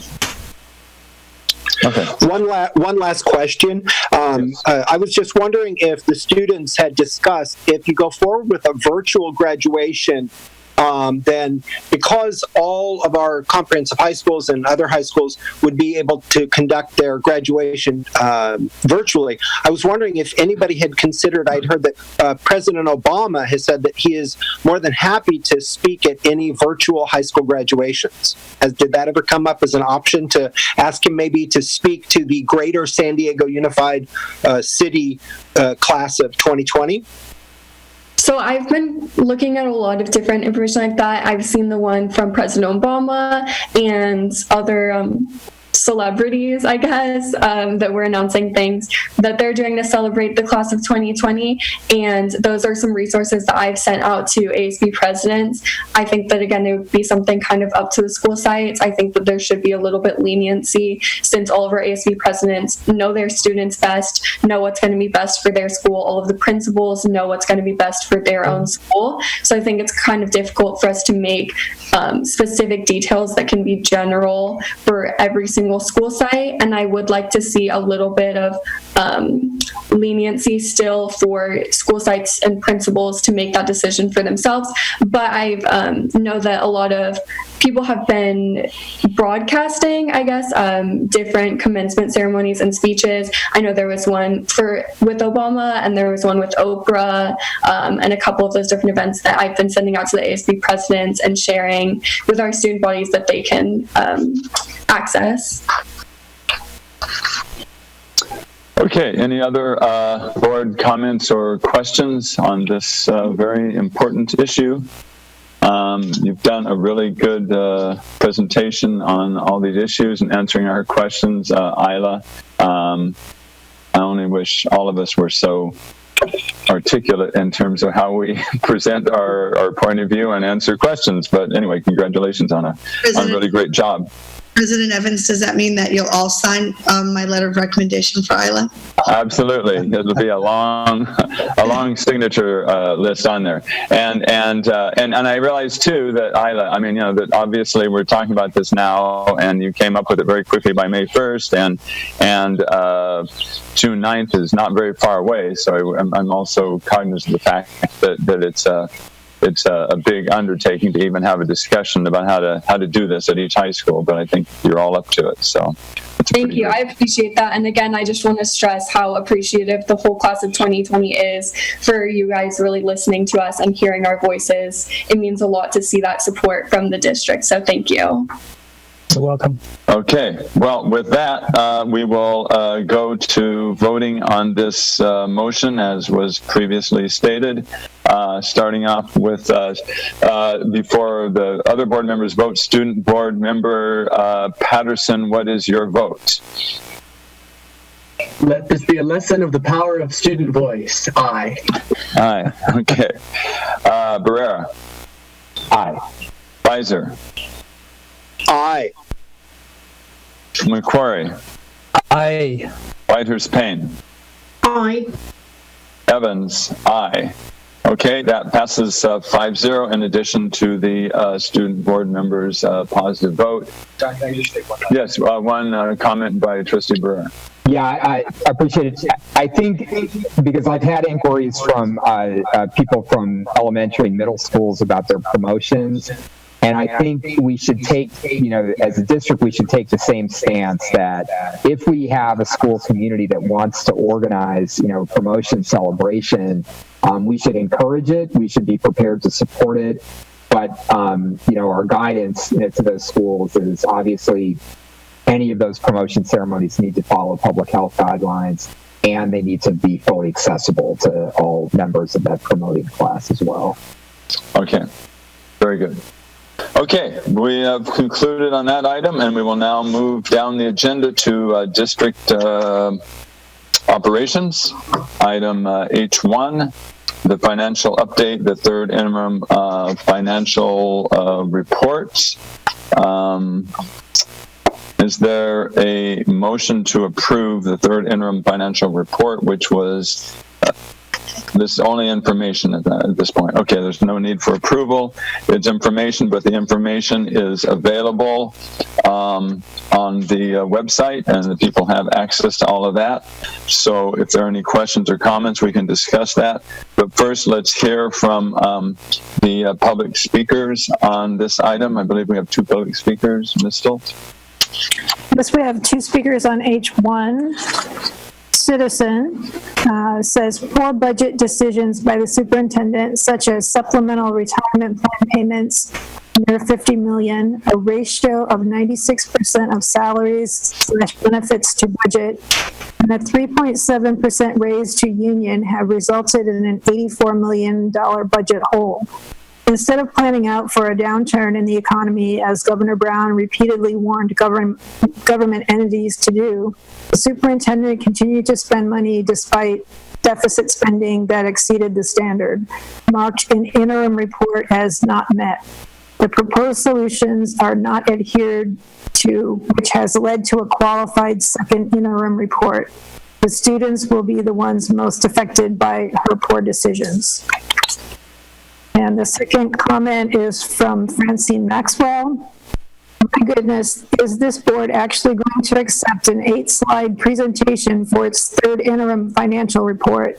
8 slides with no financial analysis, no budget tables, and no financial projections, and no funding solutions. The only piece of financial data included in this sham of a presentation is on slide 5, showing that last July the board approved a $280 million trans loan, a loan this district has had to have just to make this year's payroll. Perhaps this budget presentation is so sparse because this board and superintendent expect the public to go through the 44-page SACS report. Unfortunately, one has to be an expert in educational finances to interpret any of the tables and figures in that report. It is very confusing. And perhaps confused is exactly what this board and superintendent want the public to be, because in both documents you won't find anything that accurately describes the district's dire financial condition, as well as Chief Business Officer Greg Ottinger describes it at a recent administrative hearing about layoffs. During that hearing, Mr. Ottinger stated, the district is facing an excess of $84 million budget shortfall for the 2020-2021 calendar year due to increased healthcare, pension, operational, and other costs, declining student enrollment, and a further anticipated $106.8 million shortfall for the 2021-2022 calendar year. I noticed that a little bit of information does not appear anywhere in this budget presentation. This purposeful obscurity around the budget has dominated Cindy Martin's tenure as superintendent and must end. Clearly, Trustee Richard Barrera knows this budget charade must end when, on his call with Congressman Scott Peters and others on Friday, May 8th, he declared that without more money from federal and state governments, San Diego Unified would be broke and unable to continue operations by March 2021, in less than a year. As all of you know, a budget reflects the district's priorities, its values. With this shameful third interim budget report, I think it is abundantly clear what the leaders of this district value, and definitely not financial security, fiscal responsibility, student achievement, and equity. Apparently, this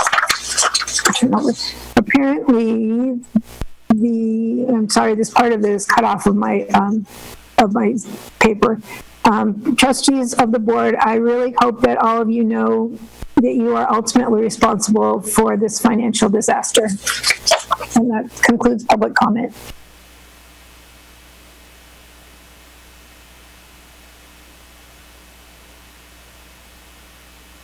From the board. Most of the items are essentially unchanged from the second interim report. Trustee Barrera.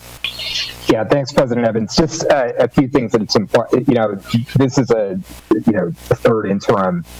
However, the real conversation about what we're going to need to do with our budget begins Thursday, because Thursday is when the governor releases his May revision.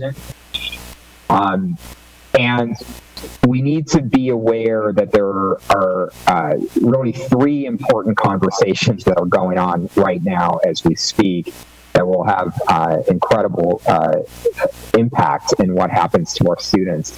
First conversation is a conversation that's begun with the leadership of the district and will certainly include all of our key stakeholders, our employees, our parents, our students, and that is about our plan for beginning the school year.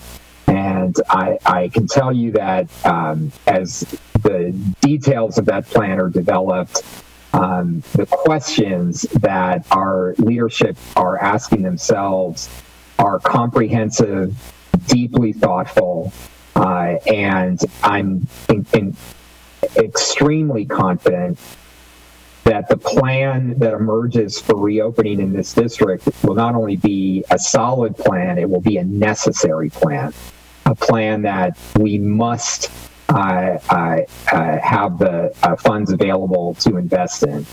That's number one. Number two, there's a conversation going on, obviously, with the governor and his staff, and beginning with the legislature about how the state government will respond to the Department of Finance's analysis that we're looking at, a $54 billion loss of revenue to the state, which could equate to an $18+ billion loss to the Prop 98 minimum guarantee, or a 22% cut to schools.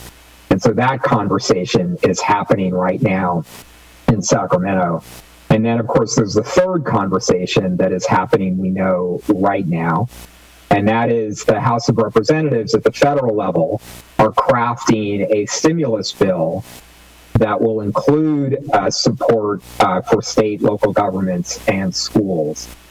And those three conversations have to come together because we will be clear about what is necessary to begin the school year in a way that meets the needs of all of our students, particularly our most vulnerable students, that is safe and gives both parents, students, and staff confidence that whatever we do will not compromise their own health.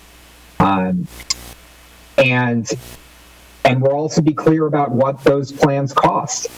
And there's no alternative to funding what is necessary for us to begin our school year, providing a safe and equitable plan for our students. So our conversation will be extremely clear about what our plan is and what the resources are that are required for that. And what we need the state government and the federal government to be doing is, as they're having their conversations about how to deal with these massive threats to education around the country that come as a result of the economic downturn, they need to be speaking to school districts, and they need to be clear that they are basing their decisions on what they're putting into the stimulus package at the congressional level, how to solve the budget problem at the state level. They need to be clear that those plans have to be based on what students actually need. This is not a numbers exercise. This is not about making math work. This is about understanding what students need and being committed to identifying the solutions that meet that moment, that meet that need. So those three conversations have to come together. And so as we move forward in our budget planning process over the next month, it's important that we're aware of all three of those conversations and that we're making our voices heard both to the state government and to the federal government, that we have to provide our students what they need. And this district will be extremely clear about what it is that our students need.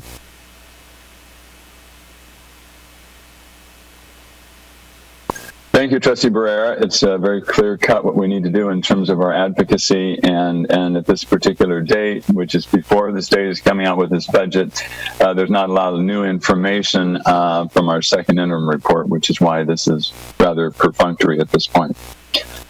If there's no further discussion, and it's just an information item, we will move on to the next. John, I'd like to say something. Okay, I'm sorry. Go ahead. Basically, when I heard on a call, Zoom call last week, that I think Sweetwater's $85 million potentially in the hole, and other school districts are struggling. That's a concern. And then you weigh that locally against what's happening nationally. The fact that the federal government was willing to just pass out checks, drop money in folks' accounts, $1,200 if you're dead and the money's in the account, it's okay, you can keep it. When you put that whole scenario, even with the PPPs and on and on and on, when you put that in perspective and look at what we've done as a school system, i.e. stepping up and providing meals for folks and just keeping it going, keeping it moving, I mean, I just think that folks have to be balanced about this and look at the things that we've not complained about. We've gone out, we've found ways to bring on board hotspots and whatever it has taken to bring our children online. I mean, the government, we tried to tell them a long time ago that society-wise, our infrastructure is now technology. And they're still talking about roads and all of that. Yes, we need roads, but we also need the infrastructure that says that we as a district, we as a system, we as a society value having everyone online. I mean, there are places, where I own property in Virginia where they don't have the internet. They are so far away. And that's a shame as a society that we have places that don't have the internet. Those children went home for the summer. They went home already. They are not learning anything. Our children are getting access to the internet and still in touch with what's going on school-wise. So, I mean, we've not complained about that. We've just embraced it and moved forward. And I just think that I'm proud of San Diego Unified School District and what we're doing to ensure that all children are learning. Are we there? No. But the fact that when we said everyone had to be online, we had 95.6% of our children online, and we had devices for them. Sweetwater was talking about the fact that they have to buy devices. They're spending over $1 million, I believe, to ensure that all of their children are online. I mean, I'm just proud of the fact that the taxpayers said, yes, we want all of our children to have these devices, and through some of our bond monies, we've been able to do that. And it's still sad that folks still don't understand what trans are all about. We would have had to do that anyway. It's about a timing factor. So, I mean, that's a message I guess we'll never convey, but yes, that is complicated, but it's just reality that if you're only given money at a couple of peak periods, you have to borrow money to smooth it out. It's a payroll issue. So I just had to get that off my chest. Thank you. Thank you. And I think the proof that we will be ready for schools opening in the fall in whatever form that takes is the fact of how quickly the district stepped up in this distance learning program and distributing computers and having lunches out the very first day that we were closed. This is all an example of what we're going to be doing in the fall, and we want to really set an example for the nation, which is why we're advocating for money for all schools in the nation, not only money for schools for San Diego Unified, for the entire country. So that's pretty important. And right now, just today, they're talking about a $3 trillion stimulus package, and schools need to be a big part of that. Okay, let's move on to item H2, the declaration of need for fully qualified educators for 2020-21, which we do every year, and to allow us in certain circumstances for emergency credentials when necessary. Is there a motion on this item? So moved. Moved by Trustee Beiser. Second, McQuarrie. And seconded by McQuarrie. Okay, is there any discussion? If not, we will vote on this item. First of all, and I'm going to make a comment to the side here to Ms. Stoltz. On the script, if we could mark on here which items, whenever there's an item that the student board member is not allowed to vote on, that will trigger my memory about that fact. Okay. Oh, it is. Okay, very good. So I'm not reading very well. All right. Okay. Yeah, okay. So for item H2, let's vote on this item. Barrera. Oh, you're right. Thank you. Student board member Zachary Patterson. Aye. Okay. Trustee Barrera. Aye. Beiser. Aye. McQuarrie. Aye. Whitehurst Payne. Aye. Evans, aye. That passes 5-0, along with student board member Patterson. Okay, we will now go to item H3, which is a standard easement right-of-way for a public sidewalk. This one requires 4 votes. Okay, starting with... Seconded. Okay, moved and seconded. Okay, let's start with you heard that, Ms. Stoltz. Okay, starting with student board member Patterson. Aye. Barrera. Aye. Beiser. Aye. McQuarrie. Aye. Whitehurst Payne. Aye. And Evans, aye. That passes 5-0. And then item H4 is the adoption of the administrative law judge proposed decision, the final decision of the Board of Education and resolution of the matter in reduction in force of certificated employees. This is adopting the decision of the administrative law judge, which already took place. Is there a motion on this item? So moved. Moved by Trustee Barrera and seconded by? Second. That was Trustee Beiser or Trustee Patterson. Okay, Trustee Patterson. Okay, any comments or discussion? We do have one public comment. Okay, thank you for that. Please read the public comment. Yes, this is from Citizen. The San Diego Unified District continues to face a significant budget hole due to poor decisions such as supplemental retirement plan payments near $50 million and approving unsustainable salary increases through union contracts. This has led to a ratio of unrestricted salaries and benefits to total unrestricted general fund of 96% for the past 3 years, not the 93% stated in this agenda item. The calculated ratio of unrestricted salaries and benefits to total unrestricted general fund will be 103.2% in the 2020-2021 and 108.3% in 2021-2022 school year. That concludes public comment. Thank you. All right, we will now vote on this item. Student Board Member Patterson.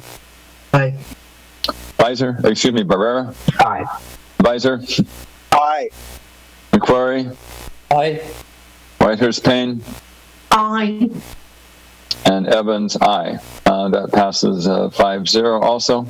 And in case you're wondering the order, you're being called in alphabetical order. Okay, except for starting with the student board member. We will now move to the superintendent's consent agenda. I do not believe there were any items pulled by board members. Is that correct? Okay, no board members have pulled any items.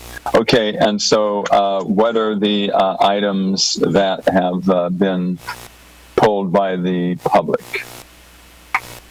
Yes, we have public comment on items I1, I4, I6, I7, I19, I20, I21, I22, and I30. Okay. You want to go ahead and read those public comments? Is there a motion on the floor? Okay, we can have a motion to adopt the superintendent's consent agenda. So moved. Seconded. By Trustee Patterson and seconded by Trustee Whitehurst Payne. Trustee Whitehurst Payne. Okay, I didn't hear that. Okay. Go ahead. Yes, for item I1, we have a comment from citizen. Children cannot be required to pay fees to participate in field trips. Yet many children have been left behind at school watching their classmates get on the school bus to go to SeaWorld or other activity and given an alternative project. Field trips are school activities, and the law states a group shall not be authorized to take a field trip excursion authorized by this section if a pupil who is a member of an identifiable group will be excluded from participation in the field trip because of lack of sufficient funds. Teachers and administrators must fundraise for the entire cost of the activity for the entire group. All children should be informed that everyone will participate in the field trip and not be burdened with how to pay for it. A child will never forget being left behind and no adult cared. That's I1. Item I4 and I6 are submitted by Francine Maxwell. Neither has specific schools. Why not? When will a trustee ask for specific school details, but at a minimum, the district the school is in? There is no money involved, and the school district is getting free services, which is wonderful to hear, due to $106.8 million shortfall thus far, and the state seems a little broke. Item I7 is also submitted by Francine Maxwell. $42,000 to the Town and Country Hotel for a school dance. That's what's worse is that this extraordinarily high cost doesn't even include parking. Our students and families attending this extravaganza will have to pay $8 to park. Please tell me more about how district leaders are good stewards of the taxpayers' money. And also by Francine Maxwell, comments on I-19, 20, 21, and 22. I-19 says, Third Amendment to the Atkinson, Andelson, Loya, Rood, and Romo contract to add $100,000 to bring this total contract to $350,000 to provide legal services for the district. Item I-20, agreement with Ballestieri, Pataki, and Holmes from $100,000 to provide legal services to the district. Item I-21, second amendment to the Danis, Wolliver, and Kelly contract to add $100,000 to provide legal services to the district. Item I-22, first amendment to the Fagan, Friedman, and Fulfrost to add $75,000 to provide legal services to the district. Just these 4 items on today's agenda include over $600,000 in funding to external law firms. At the last board meeting, I called out another $27,000 in yet another contract with Danis, Wolliver, and Kelly. How much money is this district paying this particular law firm? Does General Counsel Andra Green have some specific connection to this firm? This whole situation is getting absolutely ridiculous. When will this board conduct a full public review of expenses related to the district's legal office? How many full-time lawyers does the district employ? How much money in total does the district pay to external law firms? How much money has the district had to pay in settlements like the decision the district lost in agenda item H4? Clearly, when facing over a $100 million shortfall, this district cannot continue to operate this way. Board trustees, do your jobs and provide some kind of oversight to these outrageous legal expenses. And for item I-30, this is from Citizen. This online real estate facility reservation platform is going to provide a much-needed process to stop loss of revenue, protect the district from liability, and control illegal use of taxpayer facilities. Employees and school-affiliated groups have been giving use of public facilities at no charge to businesses. School sites do not know the adults coming onto campuses working with students. There has been no way for the real estate office to even know which businesses and their employees are given access to public facilities, and no confirmation of fingerprint checks. Some school-affiliated groups are using third parties that are profiting by controlling the rental of schools to the invisible businesses that run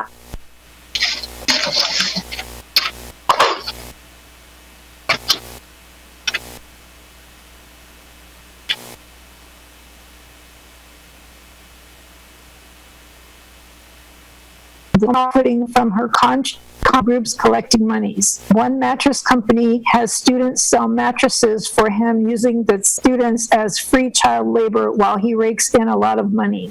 He has a racket going in several schools, using the teenagers as free labor.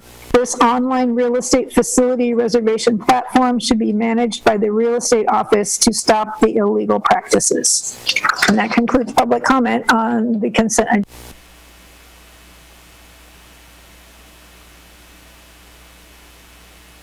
Thank you, Ms. Stoltz. Unmuted. Okay, if there are no comments and we have a motion and a second on the consent agenda, we will now vote. Zachary Patterson? Aye. Aye. Barrera? Aye. Weiser? Aye. McQuarrie? Aye. Whitehurst Payne? Aye. And Evans, aye. So the consent agenda passes 5-0. And now, at this point, we will, at the end of the meeting, go to administrative assignments. Superintendent Martin, are there any administrative assignments to report out? Yes, Dr. Evans. The management appointments this evening are instructional support officers for Logan Memorial Educational Complex, Dr. Adriana Chavarine Lopez and Dr. Michael Vea, and Executive Director for School Innovation, Tafka Bustani, and Executive Director for Risk Management and Captive Insurance, Dennis Monahan. Okay, thank you for those appointments. I have public comment on this item. Public comment on administrative assignments. Okay, go ahead. This is from Francine Maxwell. Item 7 on the, okay, let's see, 4 administrative positions. Now, what the closed session agenda does not include is the salary of each of these newly appointed positions. For that, we must do research. Has the board done their research? Does the board even know how much these positions cost? Therefore, did this board approve these 4 positions, just like they have approved the hundreds and hundreds of administrative positions recommended by Cindy Martin since she was given her superintendent job almost 7 years ago. Because time is limited, I'm only going to talk about 2 of the positions discussed in today's closed session. Does the board even know what the job duties of an instructional support officer are and why the Logan Memorial Educational Campus needs 2 of them? Does any other school even have 1 instructional support officer?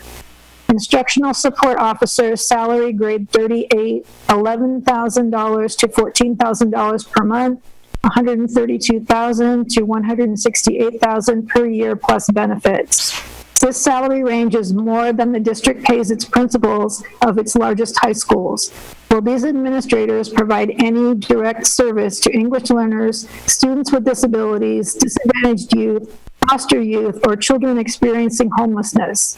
When Ms. Martin presented her selected candidates to you, did she highlight any specific equity work where they were engaged in that made them qualified for these questionable positions? At the last board meeting, I asked what was going to be different at this brand new school. I think now we know the Logan Memorial Campus is going to be different. It's going to be chock full of administrators with inflated salaries. And right now, it is exactly these inflated salaries that you need to be worried about. And that concludes the public comment.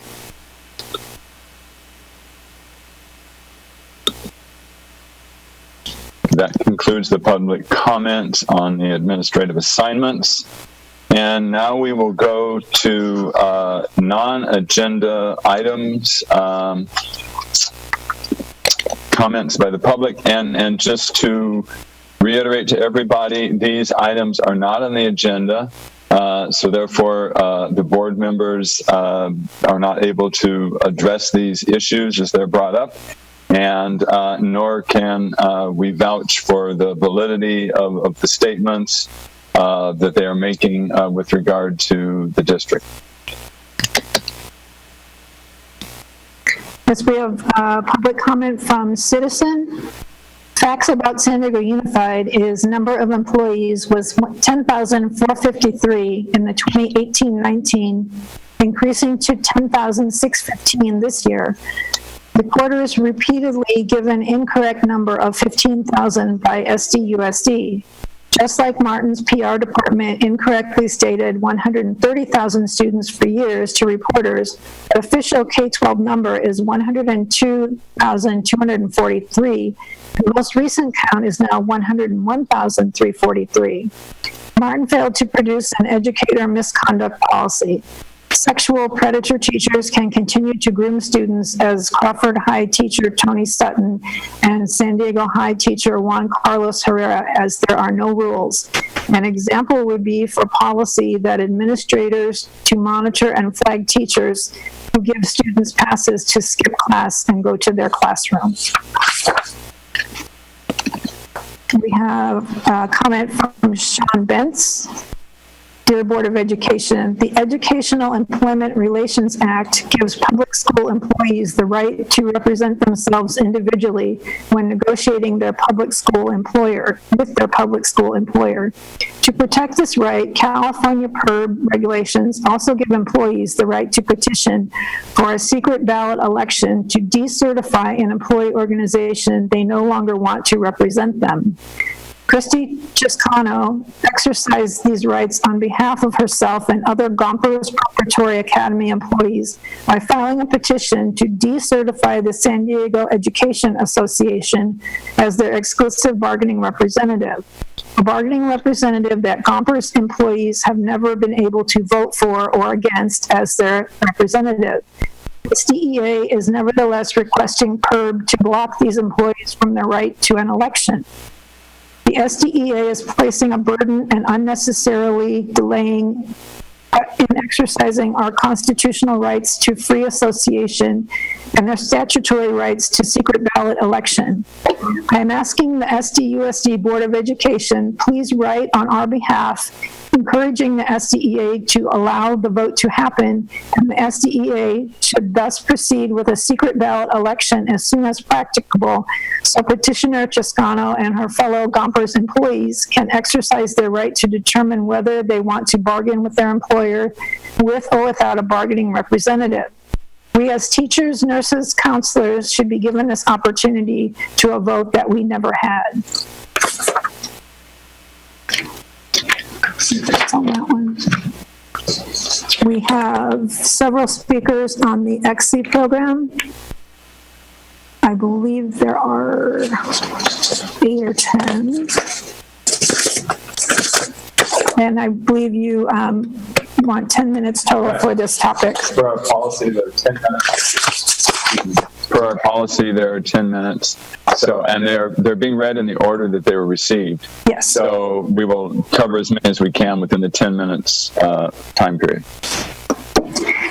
The first is from Emily Forgeron.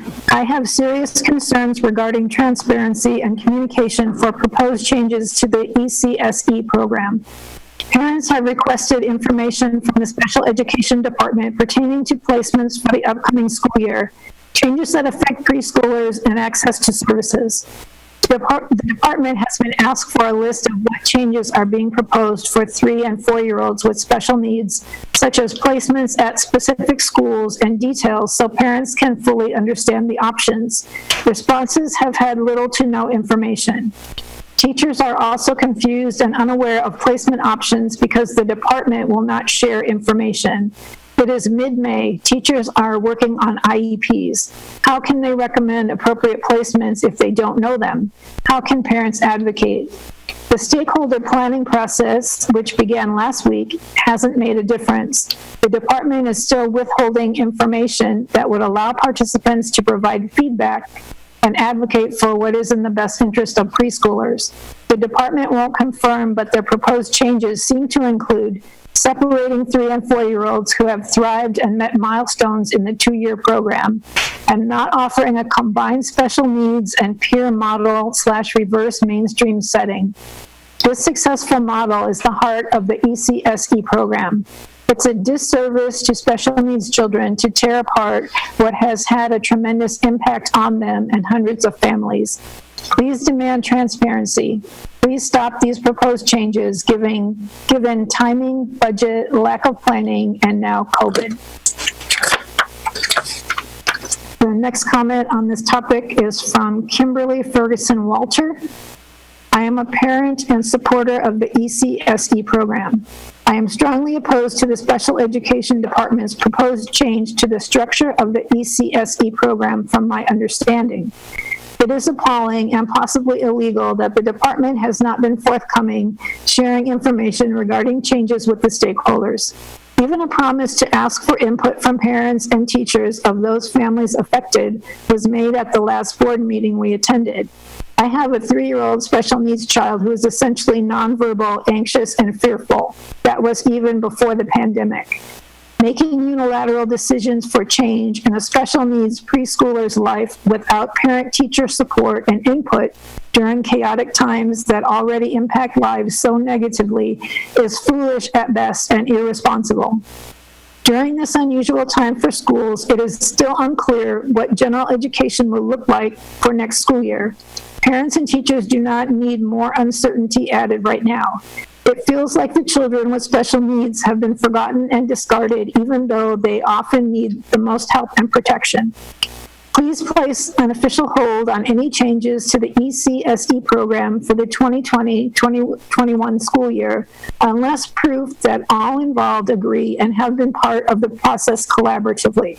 Our kids need consistency, security, and routine even more than most.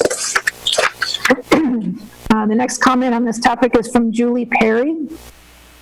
I am concerned that the district's proposed changes to the ECSE program are still going ahead without giving the stakeholders the information we are asking for.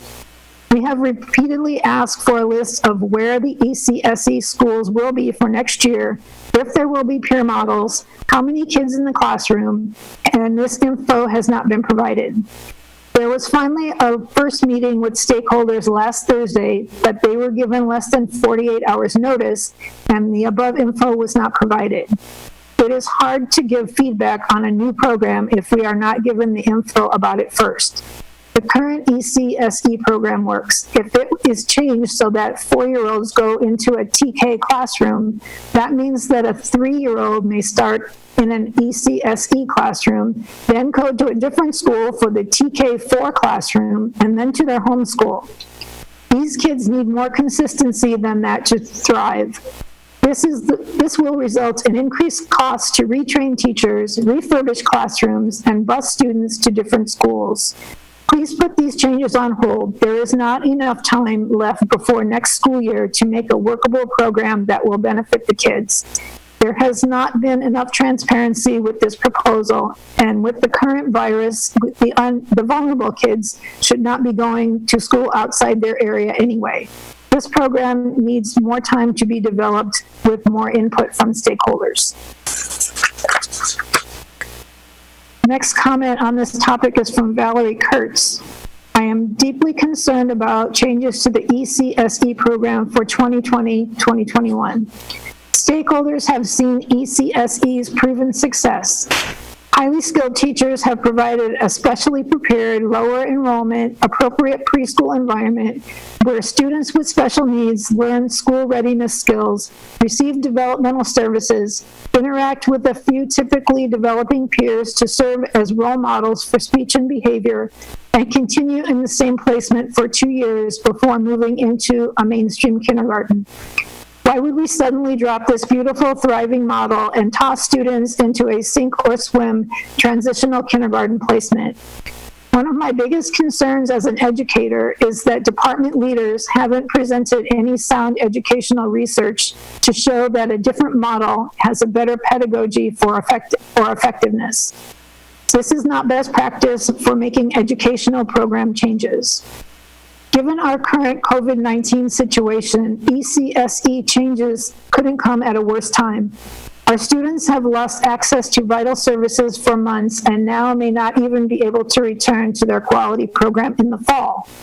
Parents cannot properly advocate for their children because the department has not been forthcoming with plans for school sites, program model, or placement options. At year end, when plans should already be in place for IEPs, enrollment, program, and staffing, there is still no communicated plan, let alone a plan that has been designed with stakeholder input. Please officially place these changes on hold. The timing is wrong, and the covert planning process is inappropriate for public education. The next comment on this topic is from Race Ortiz. During March's board meeting, you communicated to Sarah Ott that before she moves forward with any changes to the early childhood special education, the special education department is required to include parents and other stakeholders in the decision-making process. Since that board meeting, parents have not received one single email or written communication from the special education department. The CAC meeting was canceled due to COVID-19. The online link the CAC emailed parents to submit questions and concerns was a broken link which would not submit. When I personally reached out to the board responded to my email on 4/17/20, which stated, our early childhood special education program will remain in their current locations next year. I guess this applies to everyone besides my daughter. On 5/8/20, I received an official letter from the ECSE program manager. We will no longer be providing special education services at the Valencia Park Head Start program, where my daughter is thriving as a student with Down syndrome and is successfully fully included. Her IEP on page 4 specifies this as her early childhood special ed placement. My concerns include: 1, the district did in fact move forward with changes to the early childhood special education. 2, the changes, which included the dismantling of SDUSD's collaboration with Head Start, did not include parents and other stakeholders in the decision-making process. 3, the board's written statement that our early childhood special education program will remain in their current locations next year is inaccurate.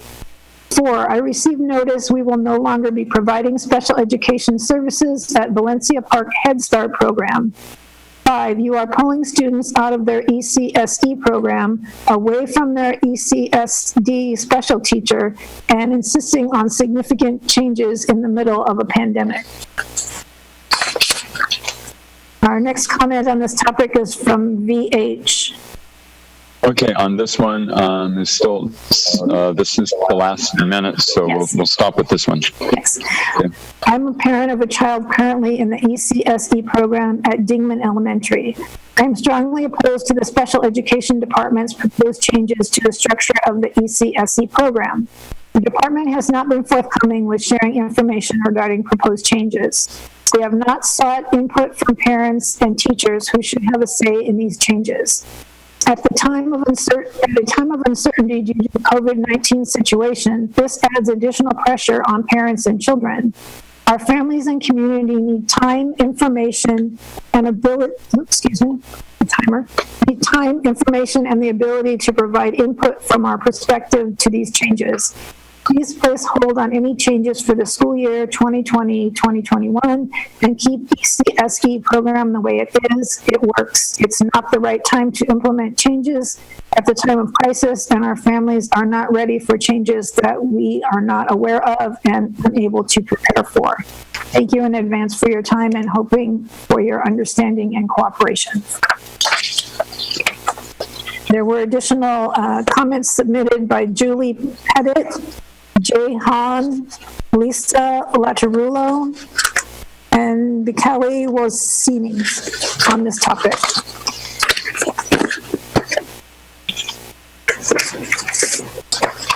We have non-agenda comments from Robert Fargo concerning central office.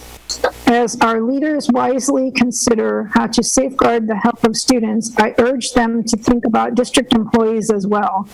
You can't have healthy students without healthy school staff and vice versa. The well-being of employees at the central offices shouldn't be an afterthought either. Detailed, transparent planning specific to non-school sites is needed. We should learn from other organizations with large, well-trafficked central offices and how they are protecting their employees. 1, our central offices need to be redesigned for social distancing. Entryways, meeting rooms, and open floor plans need rethinking. 2, cleaning and sanitation at the central offices need to be increased, which will require staffing, training, and supplies. Shared spaces will need more attention than before, and stations where people can quickly sanitize will need to be created and constantly restocked. 3, studies show that poor ventilation causes the coronavirus to spread. A plan needs to be developed for increasing ventilation and cooling at the central offices. The lack of air conditioning means temperatures inside are in the 80s all summer, even reaching 90 degrees. Bold thinking is needed for our offices as well as our schools. We should consider opportunities for employees to continue working from home, installation of zoned air conditioning units that could be reused elsewhere. Revisiting the Jack in the Box property agreement. Is moving there early a possibility? If we need to reconfigure for social distancing anyway, why not do it where somewhere we'll be staying? And we have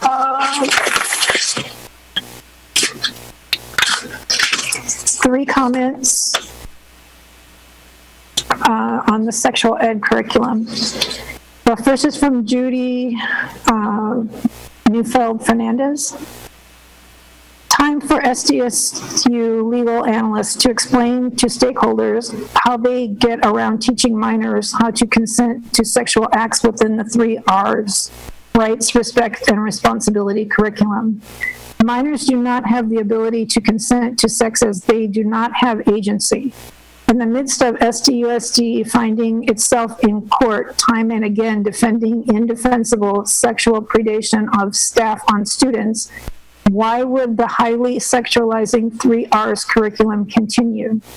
Why does SDSU SD insist on putting teachers in the horrible position of teaching content that is under law mandated reportable? Interesting that during the quarantine, the district is not teaching it digitally. Could it be that SDUSD doesn't wish for parents to see the full context of their sex ed curricula? Not very transparent for a district that stubbornly continues to stand by extreme content and would potentially get a pastor, priest, imam, coach, youth leader, etc. in legal trouble for presenting to minors. The 6 o'clock news can't share some of the content on the airwaves. Board members need to do their due diligence and comb through every lesson and website as well as the special resources provided to teachers. Board members must not rely on the district to advise them on this matter. Then they must answer to the public. This curricula is indefensible, unscientific, and unhealthy, as well as grooming kids for dangerous sexual behaviors. The next comment is from Ashley Beaver. Thank you for suspending comprehensive sexuality education during this time of distance learning. This was a wise decision and exemplifies a mindfulness towards comprehensive student health. Advocates for Youth provided San Diego Unified with its free curriculum, one that has many issues in our district as well as dozens of others across our state and country, the main issue being age appropriateness, as adolescent sexuality education is pivoting towards pleasure while being marketed to parents as health. While it is true that children and teens today have unprecedented access to sexually explicit material, they are looking to adults for guidance, boundary, and sagacity. Thank you for putting your children's health and well-being first. I hope the district will continue locating an alternative curriculum, one that better represents our shared community values. And the last comment is from Jenny Bryant. I appreciate all the work you put into making our schools better so children can be successful citizens in their community. It has come to my attention that the SDUSD has implemented graphic sex ed that has disqualified a variety of beliefs held by parents of our community and is not child appropriate. San Diego families come from different traditional cultures, including belief systems taught to them through their synagogues, temples, mosques, and churches. Number one, it is unclear why sexual practices are being taught to elementary children. Number two, why does SDUSD continue to usurp the role of parents by teaching students how to engage in risky activities intended to replace the values taught in their homes? 3, schools are for fundamental education, math, reading, writing, not pleasurable sex or behaviors. I would like to ask you, please stop ignoring the communities of San Diego and stop implementing the current sex ed curriculum. Sex ed is the purpose of how a body works to produce life, not how to engage in sexual pleasures. That is not a school's responsibility. Please start over with a sex ed curriculum that is genuinely age appropriate, medically accurate, and does not infringe upon the values of many different San Diegans. We have elected you to represent our views. I hope you responsibly make the right decisions for our children. And I believe that concludes public comment. That's the end of it, yeah. Okay, thank you, Ms. Stoltz. As I said, this is a public comment on non-agenda items, so we do not comment on them. If there is something for the superintendent to review, we will point that out. If there's a misunderstanding on anyone in terms of what the district is doing, that could also be clarified between the staff and the people who are writing in. But thank you for providing your written comments. We appreciate your input. This helps our perspective as we serve our students, our parents, and our community. At this point, we are going to adjourn our meeting. The next regular meeting will be on Tuesday, May 26th, 2020. Thank you.